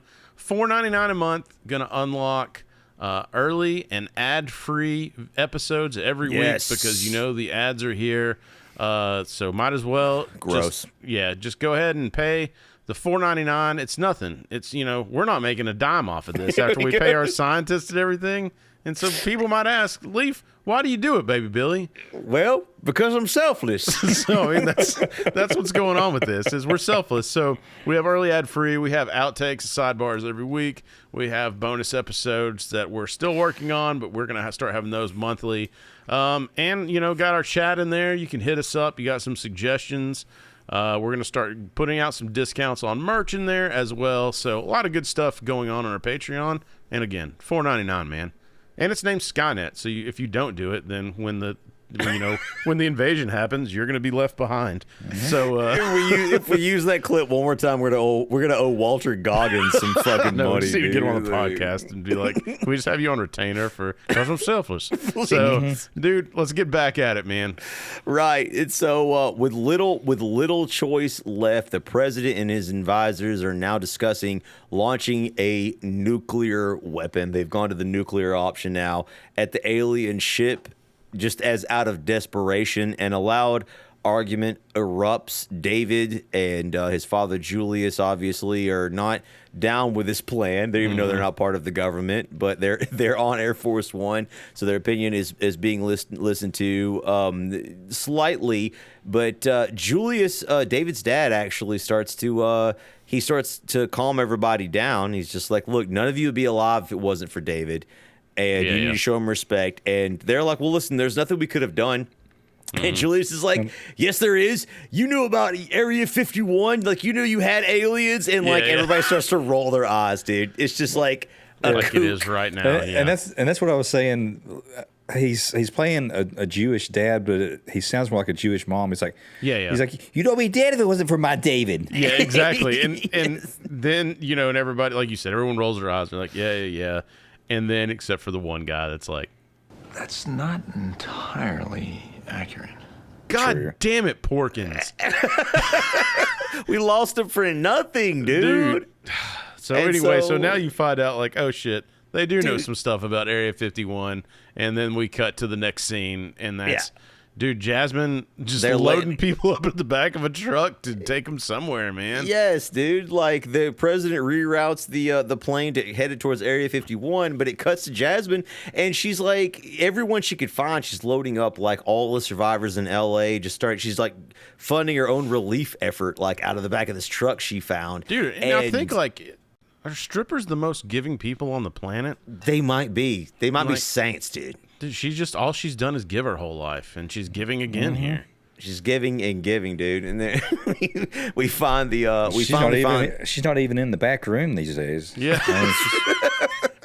She's taken to the streets. Yeah, exactly, man. Dude, expanding her brand. Respect. So anyway. All right, wings. Love, take me down to the street. So she's finding new people, and then who does she stumble upon but First Lady? She runs across a downed helicopter, and the First Lady is among the injured. She's critically injured, but she is alive, badly wounded, and she loads them up, and they begin to make their all of the survivors to El Toro, where they believe, obviously, the military can protect them or help them. But when they arrive, unfortunately, the First Lady and all the injured people and Jessica find El Toro obliterated. And it's a real low moment for her because she obviously believes, that Captain Hiller, her beau, is dead, and now she's going to have to look for a new baby daddy, and billions are dead, dude. Like, how's she going to find... And at this point in time, she probably looked to the radio, and she said... And so, who that is my baby day? Who that is my baby day? T-Bird got vaporized in the first wave. All right, dude. He was in the street popping and locking, dude, doing what he loved. So back to Air Force One. They land at the secret military installation of Area 51 in Nevada, where we meet, and they immediately meet the lead researchers there, and among them is Dr. Oken, played by one Brent Spiner. Let me just take one moment to nerd out for those of you who are like me, dude. Real quick, thank God for this role. Thank God. Brent Spiner is actually one of the most talented and amazing actors, and unfortunately, really, honestly, and I mean this, and I know he probably wouldn't say this because he owes his life, I'm sure, and an acting career to Star Trek. But outside of Star Trek, The Next Generation, and the things he did with Star Trek, most people never get to see his acting. Yeah, dude. And like deadpan robot, right? Yes, I was going to say, like on Star Trek, I thought his acting was a little robotic. Well, exactly. Well, yes and no. Actually, you guys are wrong because he actually plays an android most of the time, but he also plays the inventor of the robot, or like his father. Right. They age him up and he plays his own brother. He has a twin brother who has full emotions. And he's incredible. And sometimes he's doing both at the same time, or all three in one episode. And he is so freaking good, man. Like, incredibly good. Like, and I know most people know him for the robot, but like, what do you like? Well, there's a funny scene on Big Bang Theory where like Sheldon has like this unopened action figure, and he's going to have him sign it. I haven't seen one of these in years. Remember how we used to make these things look like they were masturbating?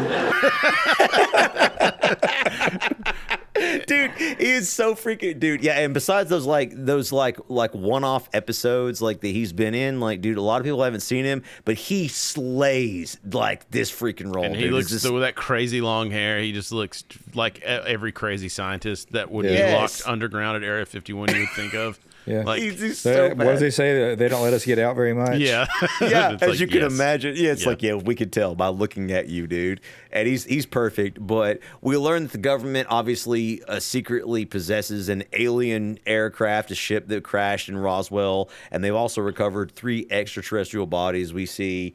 Again, in Roswell, in the Roswell incident in 1947, and Brent Spiner's character, Dr. Oken, shows them that, and the cat's out of the bag. Like, everything you thought was real, every conspiracy theory about aliens is all basically in this one scene sort of vindicated, and it's a good feeling, except for President Whitmore is like, dude, what the fuck?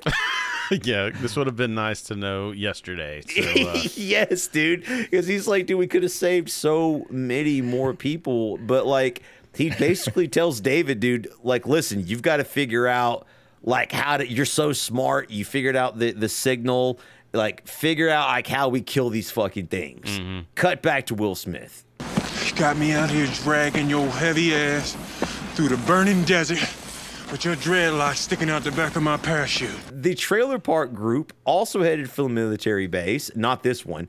Find him and they pick him up, dude. They Pick him up. Yeah. And he's like, dude, there's a military base right near there. And like Randy Quaid's character is just like, it's not on the map. And he's like, it's there. Yeah. I know. They're like, I mean, I know like a big majority of the population has just been wiped out, but we want to just pick up some random black dude. Dragging an alien? Dragging something? We don't know what this is, but they do. And if anyone's going to do that might be the last guy that picked him up. Yeah. I mean, it's Randy Quaid, so you know he's nuts, so he's probably all about it. He's like, he's literally Dumb and Dumber. Boys, look, there's some people want to ride too. Pick them up. He's got a boner, dude. He's excited, dude. So they all arrive at Area 51 sort of together, and Captain Hiller with his captured alien delivers it to Area 51. Yeah, that's his ticket to get in. It is, dude. Like he doesn't have security clearance for this area, but with the alien body, they do let him in along with the other trailer park refugees. I do like that. It's like, well, okay, well, I'll just leave this here with you. Maybe I'll just leave this here with you. Let him pass. Yeah, and he's like, we'll let you in, and all 400 of your friends. Yes, dude. They're all definitely like inebriated in some it's like form. as soon as they go. Well, thank God, out of those 400, 398 of them were pilots. I know, like as they drive by, the guy like looks over and he's like, "Oh, I hate pikeys." Fucking pikeys. Fucking pikeys. So, but he delivers the alien to the scientists, and they immediately like start to do like an autopsy on it to check it out to see what it's about. But he's told Captain Will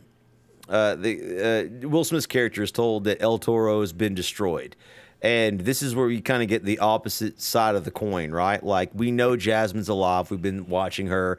And, you know, we know Will Smith's character is alive. But they don't know. Yeah, and so it's like a really low moment for him because he's trying to get back to El Toro, you know, and the General Gray's like, dude, El Toro's like been obliterated. And so he's like, wow, there's like almost no chance. So it's a really sad moment. But it's like El Toro is El Dunzo. he could have prepared him a little bit. A little bit better than that. Yeah, he thought he did with the whole gambling analogy, right? Like Viper just walked in. He's like, Goose is dead. Yeah. Dude, that's what he does, dude. And he gave him a really uncomfortable swap across his back. Yeah, there it was, man. So this next scene. Leaf, I think you have it in your notes too. That it scares turns into the a horror fuck film. Yeah, it scares the fuck out of you. Scares the fuck out of me. This is just it's a well done scene, but man, this, like you said, this turns into a horror movie here. It's frightening, man. So they begin the autopsy on the alien, and dude, it's not fucking dead, and everybody suspected it, but it doesn't matter. When he cuts open the exosuit, like they purposely just freaking blew out the audio because it's so loud. I had my audio turned down, and it still blew out my eardrums and my headset. I was like, gah! And dude, it hurt so bad, and it was frightening, dude. It's so frightening. They start cutting into it, and then you see Doc Ock's tentacle starts moving a I little know, bit. that's the thing. Is like when you see that hand start moving, I was like, in the theater, like, you know, you're like, bitch, get out the room. Bitch, get out the room. Bitch, get out the room. and that one dude calls out, it's like, the hand is moving. I know. Yes. And everybody just stands there.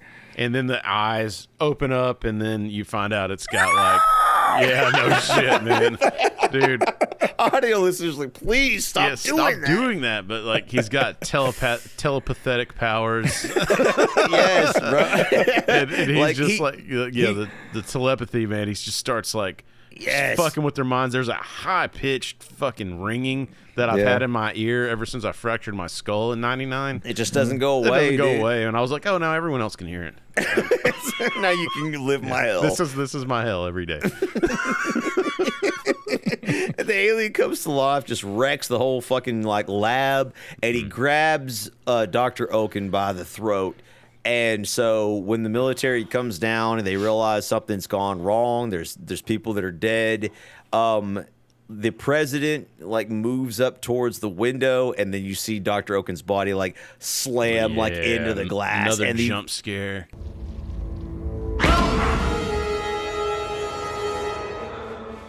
God, so he's manipulating his vocal cords to speak. Yeah, and he's the alien's talking through Dr. Oaken, and they sort of have this like back and forth. And the president's trying to negotiate, like he's naively trying to negotiate a peace after. You know, we can even coexist after you eradicated all of us. Yeah, you've literally killed every major city on the planet. It's like we can exist in peace, and the just answer is like peace. No peace. Dude, like, what do you want from us? Right. And what do you want us to do?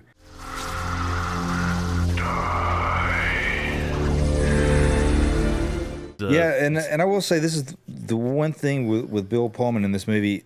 It was a weird maneuver he did when he's like, I guess shake it off or whatever. Yeah, he does this weird. It's almost like he's trying to like flip his hair back or something. Yeah, he's like trying to shake it off. I guess like trying to cast it out of his head or whatever. Yeah, the aliens launches this like a psychic attack on him or mind meld or whatever you want to say with him. Yeah, and like Bill Pullman actually mentioned that during that scene, like he tried to think about the most reviling thing that he possibly could, and so what you're looking at is he's envisioning like a rotted tooth being extracted. Yeah, I that's read what that he too. said. Yeah, that's what he said. I guess that's the most revolting thing. I hate to tell you what I think the most revolting thing is.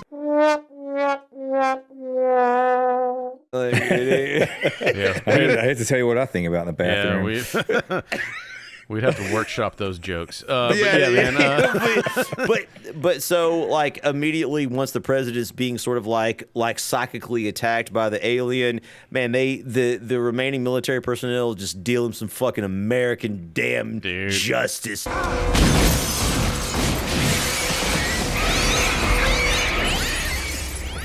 And that dude, I don't know what his name is. He played on Chuck, and also we talked about the director of this movie.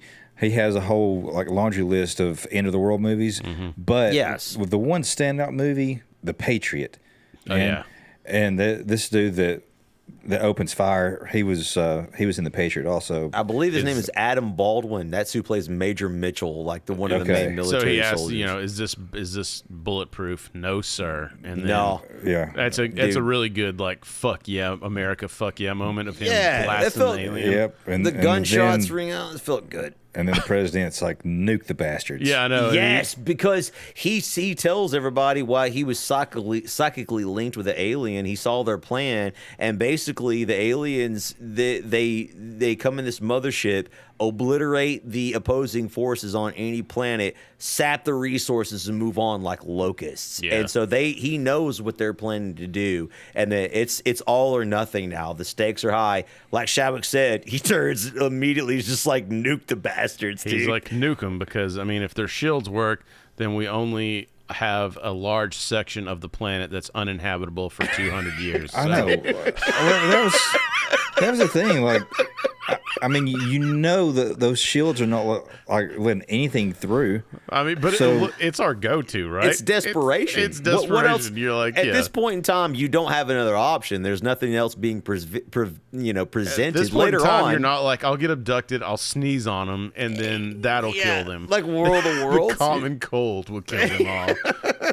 You're not. Yeah, you're actually like There's really nothing. That's the most powerful weapon you have. Yeah. And you're right, and that's actually a big dilemma because what Shabak said is actually discussed by numerous characters in the film. They're like, dude, you can't do this. Like, there's survivors, you know, people that lived through.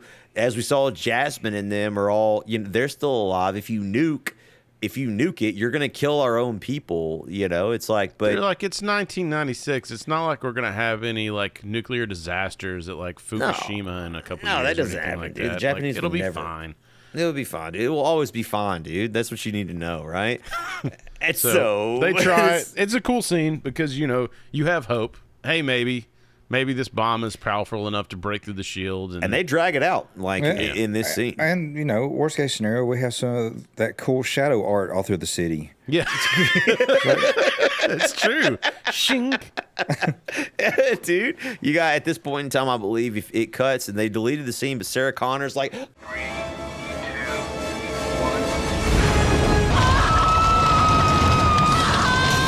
So right after the bomb hits, is like it just kills a playground. But, Yes, the nuke is unsuccessful, and you know, so everybody's pretty down, and now you got nothing to lose. So Hiller's like, "Fuck it, I'm gonna go steal a helicopter and see if I can find Jasmine, my girlfriend." And that one dude's got a gun on him. He's like, "You really gonna shoot me? Like, yes. Come on, like." Just tell him I hit you. Yeah, just tell him I hit you, and he just takes off, and I'll be damned. He finds him, and he finds the critically injured First Lady. He does, dude, and he brings him back, and we get, like, fucking saddest scene in the whole film, bro. Dude, with the kid being involved, it just fucking ruins me. She's like, I don't think I'm going to make it. I always just want to sleep with a black man. Just one time, and he just, like, nods. And he's slowly. like, man, I can't believe like that explosion split her in half. And Will Smith's like, yeah, the explosion.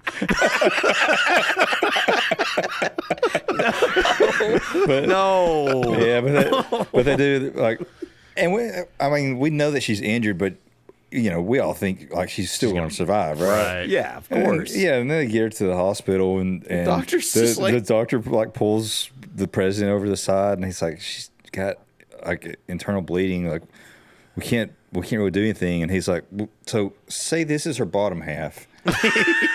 Can we still? Yeah.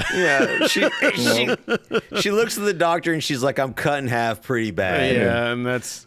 But this is sad because the daughter's in there and the daughter doesn't know what's going on, and you know they. Bro, the part that fucking destroys me is they both have their like final goodbyes with her, right? Kids are so dumb. Yeah, she gives him that. She gives him that. He was like, the doctor said you're gonna be fine, and she's like, she's like, you're a liar. Yeah. But she said it throughout the film, dude. It's like their inside joke, and dude, like it just that guts me. And then after she assumedly passes away, like the daughter's outside, and his daughter looks up, and she's like, "Is mommy sleeping?" Yeah, and I'm dude, just like, fucking gutted me. I was like, I'm like, fight it, dog, please. Yeah, let's pull the nose hair. Yeah, Yeah, I'm like, yeah. I just stabbed myself in the leg.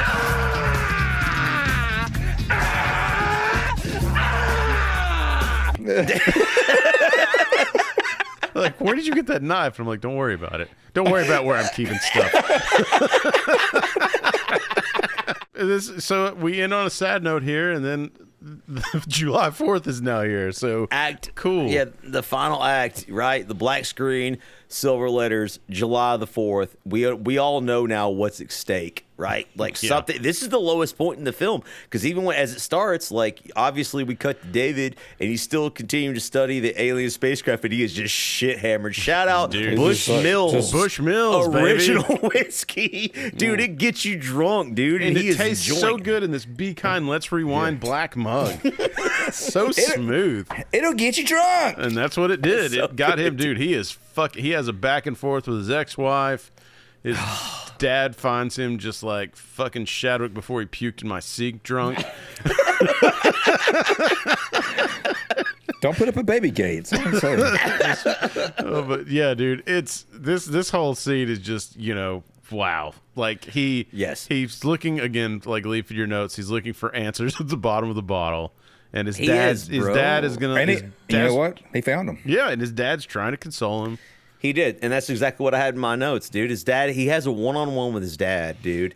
And as every problem every man has ever solved, all it takes is booze and talking to one of your boys, bro. Yeah, dude, and that 100%. fixes it. And of course, you know, yeah, it was his dad, but I mean, every man knows that at a certain point in time, if you live long enough, typically your dad becomes one of the boys. You're both men at one point in time. Also, he's Jeff Goldblum's character is to the age where he realizes that everything his dad says is correct. Yes, 100%. Exactly, So, yeah. exactly. And he's listening Like to him. all the shit that we just thought Dad was being dumb about when we were teenagers. He was Fought right. and did the opposite to prove him wrong, and and whoops. fucked up our lives. I mean, Where's my Bushmills? Yeah, get some more Bushmills. Sponsor our podcast.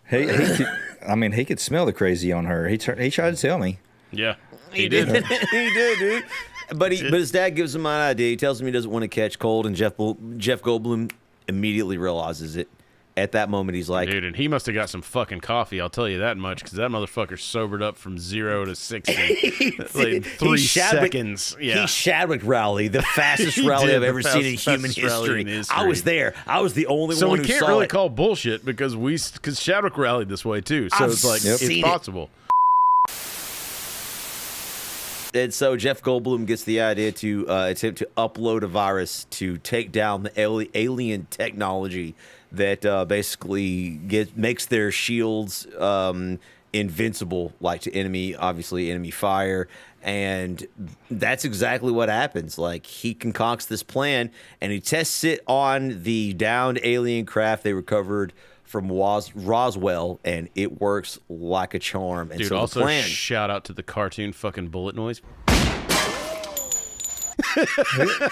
Dude, he's like, oh, sorry about that. Sorry. Yeah. Yes. There's only a few hitches with this plan. Obviously, the virus has to be uploaded from the mothership, so they have to be inside the mothership. That's a big hitch. Yeah. So that means someone has to pilot that aircraft, the alien aircraft. Captain Hiller obviously volunteers, and the final aspect of the plan that's a problem is that they're going to need to set off some sort of explosion to disable Which is probably a nuke warhead situation here. So also, making this you're effectively a suicide mission. Yes, like it's basically over with. Not to mention, if you're successful, all the debris falling down is going to be radioactive. So whatever.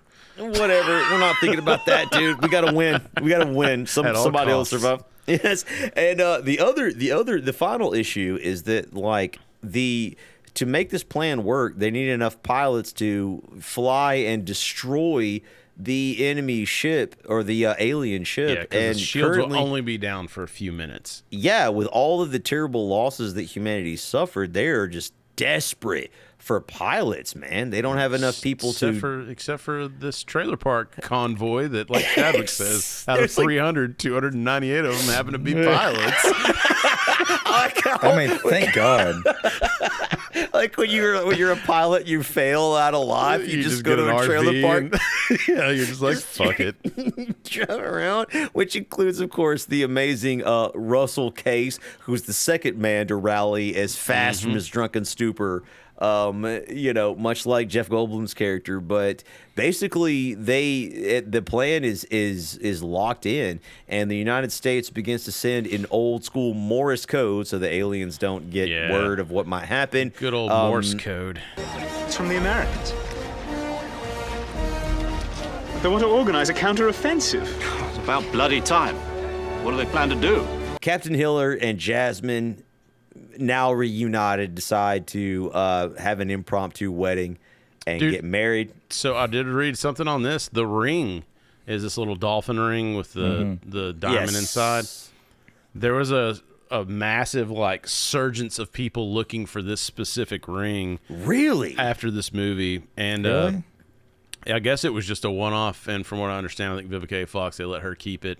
I'm sure a bazillion people did off-brand whatevers like.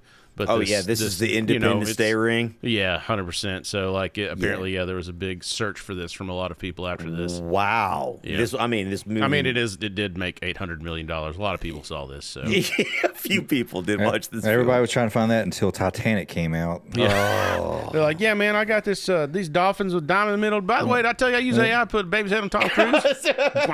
And everybody's like, I'm looking for a ruby the size of a tangerine. Yes, man. But they have this sort of impromptu wedding, and at the same time, their witnesses are obviously Connie and David, who have been estranged since the beginning of the film. And she notices that he's still wearing his wedding ring, and that obviously touches her heart because while she gave up on him, he didn't give up on her for some fucking reason. He stuck it out, and you see them sort of holding hands, symbolizing their sort of reconnecting. And because if I've learned anything, if you get divorced or break up with somebody, usually the problems fix themselves and you can get right back together and it's fine. Yeah. They do. And if not, have a baby. Yeah. That'll usually fix it. It'll be two sad-ass white N-words waiting for Downtown Ivy to come on. Actually, in a deleted scene, you see her divorce him 3 years later and take half of the alien treasure for herself. So I mean, they didn't want to. That's just smart business. It's too real. Yeah, it's too realistic, and good on her for that. The long con and always I wish wins. We could put this entire speech that comes up next in here, but we would get completely clapped. This is the scene stealer for the movie as far as like acting goes for me. This is just go find it on this is YouTube. Why we'll put a little bit in here. Giggity. But as the day when the world declared in one voice, we will not go quietly into the night. We will not vanish without a fight. That was all like improv. Like the crowd that was there like was so into him giving this speech that they freaking started cheering and yelling and clapping and shit. He got that genuine reaction. I think that was the first time they heard him give the speech, right? Yeah, dude. Right. And so that wasn't in the script, and so that's probably why it hit so hard. Is like it's genuine reaction. In fact, I don't think we mentioned it, but there was a big problem with naming the film. Yeah. It was originally supposed to be called Doomsday, and they couldn't get the rights. And from my research, I don't know if this is true or not, correct me if I'm wrong in the comment section, but I believe from his speech, the whole Independence Day speech is actually what everyone agreed, executives, etc. were like, okay. I think it was the writers and producers, everyone wanted Independence Day to be the name of the movie. And then the studio was trying to get it changed to Doomsday. Okay. So they put Independence Day into the speech. But somebody else owned Independence Day, another studio or somebody else. There was already a movie called Independence Day. So there were rights to that name that they had to acquire. So after the speech, to your point, Leaf, once they saw the speech, they're like, shell out some fucking money. We got to get that name. So that's what it was. So then they were fighting for it. It's the fucking Robert Zemeckis soundtrack thing. Soundtrack thing, dude. Just show it to them and show them how it works, and they'll shell out the money, and they sure as fuck did. But yeah, go find the speech. Incredible. Well done. It was worth it. And dude, you're ready to go run through a fucking wall after you hear it. And yes, dude. Yes, and not only that, so is the president, dude, because he just gets in his own fighter jet, dude. He says, "Fuck it." I mean, what does it matter if the president goes down now, dude? General Gray's like, "Sir, what are you doing?" I know he's like, I mean, I know I'm the only parent my daughter has left, but fuck it, yeah, right? But fuck it. I mean, she's probably not gonna live much longer after all this radiation hits her. Yeah, so. Well, dude, same for Will Smith. He's like, I mean, I might as well go ahead and marry her. I'm gonna fucking die anyway. Just give her some good vibes. Yeah, whatever. There you go. Hey, this will mean something to you. When you're facing we got time to consummate this. Maybe a couple of hand jobs, dude. Something. He's like Miles Dyson. She's thunderclapping on it. I don't know how much longer I can hold this.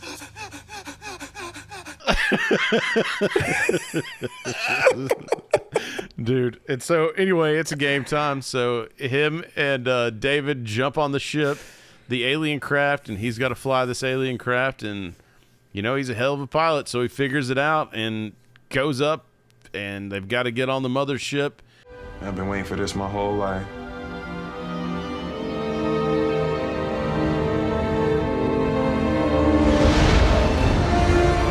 And again, this is like the final scene. The squadrons are all rallied, and they're ready to fight the aliens. In the air. They're in air because again, you've got like a few minutes. That's all your window is. So you better get it fucking done because this is your Hail Mary.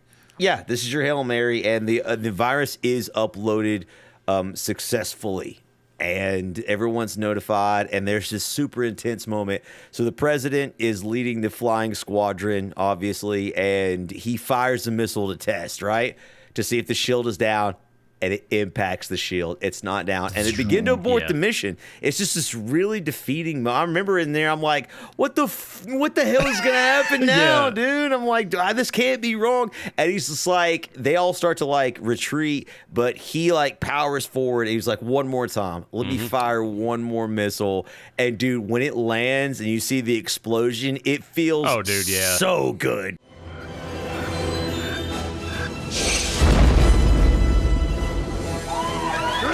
You're like fist pumping in the theater. You're like, fuck yes. You're like, we have a chance. You're like McLovin, like, I'm in. Yeah.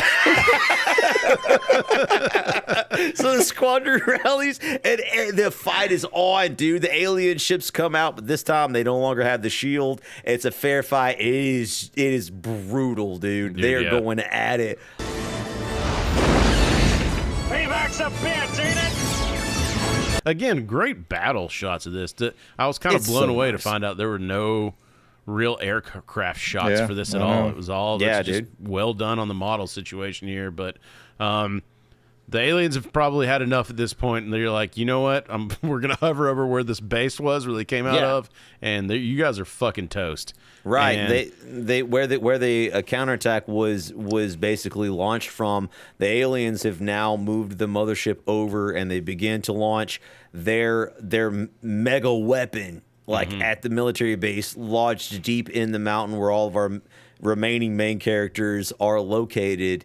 And dude, we've run out of missiles. Look, the squadron is just like out of missiles, right? How big was that first missile they burned when the shield wasn't down yet? I know. I always wonder why they just didn't launch nukes. Just like, screw it, dude. You know what I mean? Just nuke everything. I don't know how many we had just laying around, though, so who knows? True. We might have lost a few. More than you'd think. But there is one pilot, ladies and gentlemen, that had a missile left, and his name is Russell Case. I can fly. I'm a pilot. Yep. Dude. And he gets in range of the mega weapon and launches his missile. Nope, just kidding.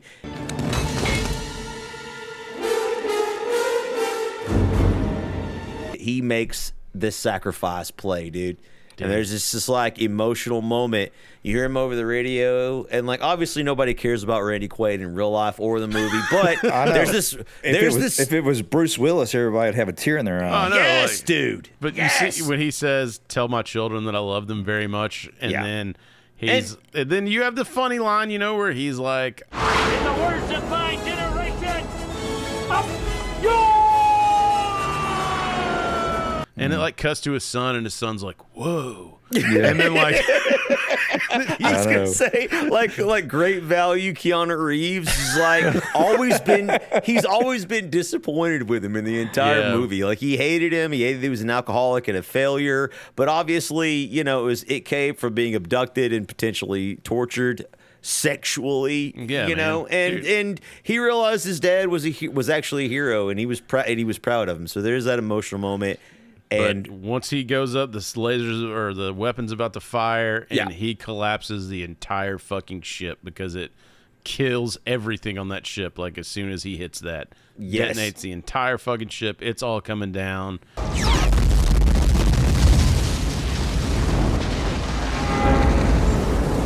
The whole thing explodes. Yeah, everybody's like... And now the Earthlings know how to defeat the enemy ships. Their weak point. Martha's polishing the brass on the Titanic. It's all coming down, man. Russell Cast dies a hero. But unfortunately, we're still not out of the water yet. Yeah, because you almost forget because you get so excited during the scene. You're like, hell yeah. Then it cuts back to the alien ship, and you're like, oh, shit. Forgot about these dudes. David and Captain Hiller are like still inside the mothership. It's locked in. They've uploaded the virus, but they can't get out. Like their ship is locked in in the docking bay. They put the shield to close where they can't see inside of it. Once they try to get away and they're locked in, they manually override them and they open it, so they're hid behind these chairs. You got this one asshole alien in the control booth, and he's like accessing that particular ship and opening the shit up. Fucking Albert, nobody likes him. That's why he doesn't have any friends outside of work. Like you always see him eating fucking lunch by himself. What? So I gotta sit here and eat dessert alone like I'm fucking Steven Glansberg? Oh, he's like a dick. Nobody fucking likes Albert. We just lost like a ton of viewers, listeners to our podcast. Maybe Albert. Wow. Yeah, dude. The Albert demographic is huge, guys. It's huge, man. And look, if you're listening to our podcast while you're eating lunch by yourself, you're not alone. We're with you. Yeah. So, I eat at my desk by myself every day. Yeah, I do too. I actually prefer to eat by myself. Maybe we are Steven Glansberg. By choice. By choice, yeah, sure. Right, sure. of course. Yeah, of course, but right? But we forgot to mention, dude, before the mission took off, right? Will Smith had this moment where he was like, dude, like we have to have these cigars, right? To And celebrate, so man. He grabs 2 from Jeff Goldblum's dad, and he's just like, bro, I almost like hexed the whole mission. And so they have these. And they realize that it's over, right? They're not going to get out of this. It's like, dude, they're about to launch the nuke into the aliens, and they light up the cigarettes, man. I never wanted a cigar so bad. No shit. Back in the real world, the real president's like, you dip your cigars in bourbon. Gross. I can't believe you put that in your mouth. Dude, you were eating off that. And so I love that they start taunting him though. At this point, they're just like they light it and they realize like, hey, we're fucked. So they start the countdown to launch the missile that's gonna go, or the nuke that's gonna go and blow up the ship. And they're just taunting him. They're like, hey, all right, look at us. Take a look at the Earthlings. Goodbye. Hey, Albert, that you fucking eat by yourself. Like, they're waving to the alien, dude, and the alien's like kind of looking around, like, what the fuck is this, guys? Like, guys, what the hell is this? They launch the nuke through the control room, and it sort of like crushes like the control room, smashes through, but it's set on a 30-second timer. Yep. And as soon as the missile hits the control room, the lock disengages on their ship, and they realize we have 30 seconds. Jeff Goldblum, David's character's like, dude, can you get us out of here in 30 seconds? Dude, he's just like, I'm gonna go. And this is where you have kind of a callback, like they're trying to get out as quick as they can. You have a callback to Jurassic Park. Must go faster. Must go faster. Must go faster. Go. And they just barely get out of there, and then all of a sudden, boom, the ship blows up. There's debris everywhere, and they're flying back in. Their ship is like engulfed in like white light, and like you're not sure whether they survive or not. But back on Earth, you see the debris from the mothership like shooting like fireworks. Yeah, which is only just completely radioactive and just probably fine. I'm sure it's fine, dude. The deaths afterwards could just be blamed on the aliens. It will not be covered by your HMO or no, it will not. Your insurance is not covering it. It's not covering this. I'm sorry to inform all of you. But this is a great scene because as everybody sees in the desert, you see like the smoking ship or whatever, and then you just see Hiller and David walking, smoking cigars, and this is charming as fuck to me because Jeff Goldblum doesn't look cool, but he looks cool for Jeff Goldblum. Like, I don't know why it works. If I saw somebody else walking this way with a cigar, I'd want to punch him. But because it's Jeff Goldblum, I'm like, that's badass. He's just strutting. And by the way, Jeff Goldblum is cool incarnate. Yeah, dude. Like, he can do no wrong. And so, it's him and Will Smith. Will Smith's got his swag, and they're walking. Dude, by the way, though, did y'all know Jeff Goldblum was taller than Will Smith? No, I didn't. But bro, in this scene, like he towers over him, and like I looked it up, Jeff Goldblum is 6'4". Damn, yeah, dude. Like on the internet, he may be 6'5". He's huge. And so he's walking there, and they're get up. I just thought the smoking cigars, walking away from the smoking wreckage, was just bad fucking ass. I was just like, that's so cool. Oh, it was, dude. A couple of doves fly out behind them. Yeah, I know. I mean, that's what it was. It's that shot, and you're just like, hell yes. Yeah, our heroes, Captain Hiller and David, survive. They reunite with their bitches. Dude, all is well. Well, you're saying bitch like it's a bad thing. Put negative connotations on it. Yeah, man. President Whitmore congratulates them on a mission well done and hugs his daughter. And she gets the last word, obviously wishing everyone the happy 4th of July. The end. Dude, man. I had a lot of fun going back and watching this one. 100%. Yes, dude. I really enjoyed it. I know it's got campy shit. It's got different stuff in there. But just by the time the ending happened, I was invested. And I was, I was like, okay, like this is fun. And was kind of like, cue up America, fuck yeah. Yes, at the end of the movie. Yeah. So if you haven't already, be sure to go check it out. I believe it's on Hulu currently as we record this. So go check out Independence Day. It's on Disney also, but I like Hulu better. There you go. Has it been 30 years? Dude, it's been 30 years since this movie came out. No! 30 years ago, you and I were in the theater together with the big kahuna burger. Oh, my God. Can't be real, dude. We had fuzz on our peaches when this came out. I know. Oh, I think just a year bro. later, like in our T2 episode, was when I was jerking off 3 times a day on the date of Terminator 2. So what's wrong with me? Guys, from Nothing. the movie. It's normal. It is. Like, Shadow's like, those are rookie numbers. All right, man. Guys, from the movie. Well, I've jacked it twice since we've been here. From the movie Independence Day, what is your favorite line? And I'm gonna have to go with Randy Quaid, man, at the very end. Hello, boys! I'm back! Love that Up one. yours! Yeah, up yours with the little reference to the stuff, man. So That's such a good line, man. Dude, That's such a Chadwick- good What, line. what you got, Leaf? Yeah, let me go second. Because I'm gonna pull us down a little bit, dude. I gotta go, dude. I'm sorry, this line. There's a lot of fun and enjoyment in this movie. It's action packed, but Jeff Goldblum delivers a line to his ex-wife, and when she tells him, Haven't you ever wanted to be part of something special? I was part of something special. damn, yep. that hits so hard, dude. That one hits so hard, dude. Chadwick. All you need is love. John Lennon, smart man, shot in the back, very sad.